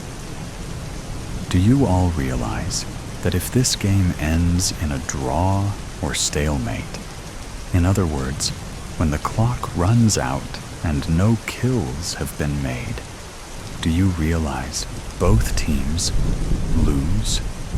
Do you understand what happens to the losers? Barney, no one goes home? Voice, correct. Johnny, what happens if one person is sacrificed? Voice, the team losing the piece loses. If there's a recapture, piece value decides. Break time, it's pizza. W014506, B14609. The exhausted teens had stopped crying many long hours ago. Their mood devolved into hopelessness. Most feel numb. Their conversation was replaced with inward personal reflection. Life before this horrid weekend. Football game fun and laughs. Moments with their friends, their loves, and their families. Upon this new revelation, a lose-lose scenario where at least half will die, the crying and severe depression returned as their end was near. The physically, mentally, and emotionally exhausted teens collapse on the checkered floor and devour 16 large pizzas. Billy Joe, so much for our stalemate plan. We're screwed. Now what are we going to do? Barney, someone needs to be sacrificed for the rest of us? Esther, no, it's not that simple. Henry, she's right. One sacrifice means the losing team. All of them don't make it home. Billy Joe, Lordy, what are we going to do? Johnny, flip a coin. The loser takes a hit. It doesn't matter who dies first, as all 16 will be sacrificed. Barney flips. Johnny guesses wrong. Henry, I'll do it. Rose is in a position to take me. FBI, Captain. We just got a call from Jerry's Pizza in Littleford. Somebody just picked up an order of 16 pizzas. Jerry said that was highly unusual. We're running the license plate run now. Agent Klein, get the SWAT team in the chopper. Sergeant Newton, Captain, we have an address. End game. W00010, B00010. Billy Joe. Time to make the call, Barney. Barney, I can't. Billy Joe. Tears in her eyes. I know. It is either half of us or all of us. Barney. Rose, walk over to Henry's Square. Rose, tears flowing. No, I won't be able to live with myself. Billy Joe. None of us will. Rose, none of us. Barney, angered. We'll all forever be haunted. Night Rose slowly moves up 2 squares over one and steps into Henry's Square. Oh, Henry, I'm so sorry. Henry. Rose, I volunteered. You're not to blame. Voice. Barney, you're up. Barney. What do you mean? Voice. It's time to slay. Barney. So, go ahead. Live with your cruelty. Voice. Oh, not I, your kingship. Barney. What do you mean? Voice. You as king chose. You as king follow through. Barney. I will not murder. Voice. You may have Rose perform the deed. Barney. I will not. Voice. Do you choose a draw? Barney. Help everyone. What do I do? Voice. Tick, tick, tick. Barney. Let's vote. A team vote. Voice. Ah, a king chooses democracy. How noble. Barney. Those in favor of a draw walk to the other team. Those who want me to murder Henry and everyone on their side dies remain here. The room, filled with stunned, angered, and crying teens, suddenly turns into a loud, confusing uproar. Miriam breaks the hysteria, yelling out, "Quiet, everyone, please." The room quiets. Miriam, well known for her environmental protests, continues, "I say, all of us. Personally, I could not live with myself, knowing I chose to be part of a murder. To murder any of you. I suggest we all join hands and refuse to put up with this madman's sick game any longer." Gary. No way. We don't all have to die, only half. Sally takes Gary in her arms and hugs him. He struggles and then collapses, crying. Quiet mumbling now fills the room. Matthew takes Miriam's hand into his, followed by Rose, until finally 32 teens sit in the middle of a sizable black and white game board. Some have been friends since early childhood, some lovers, some enemies, for various reasons that seem silly now. 32 colored teens, white, yellow, red, black, and brown, sit quietly, looking around at their peers' multi-ethnic faces. They are emotionally spent, feeling their common humanity, and finding comfort in each other. Dr. Gilbert sits upstairs, smiling. Millions worldwide are fixed on their screens, devices streaming Live Chess, awaiting the endgame finale. Breaking news. 34 students who recently went missing were found this morning after millions worldwide watched in horror. Live Chess, a divisive game attempting to pit Mayview High School students against each other. The teens, previously at odds with each other, joined forces to devise various strategies. They refused the cruel psychopath's rules. Dr. Gilbert conducted what he termed a psychological experiment, and a success beyond his pre-game hypothesis of teen behavior. He remains at large. All the students were found alive. 1 year later, 32 students awake in a dark room. So today's story has come to an end.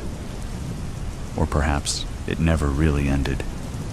There are mysteries still there, questions still unanswered, and sometimes things that seem to only exist in stories can creep into reality in unexpected ways. Are you sure that when you turn off the sound, everything around you will still be normal as before? Or is there something watching you?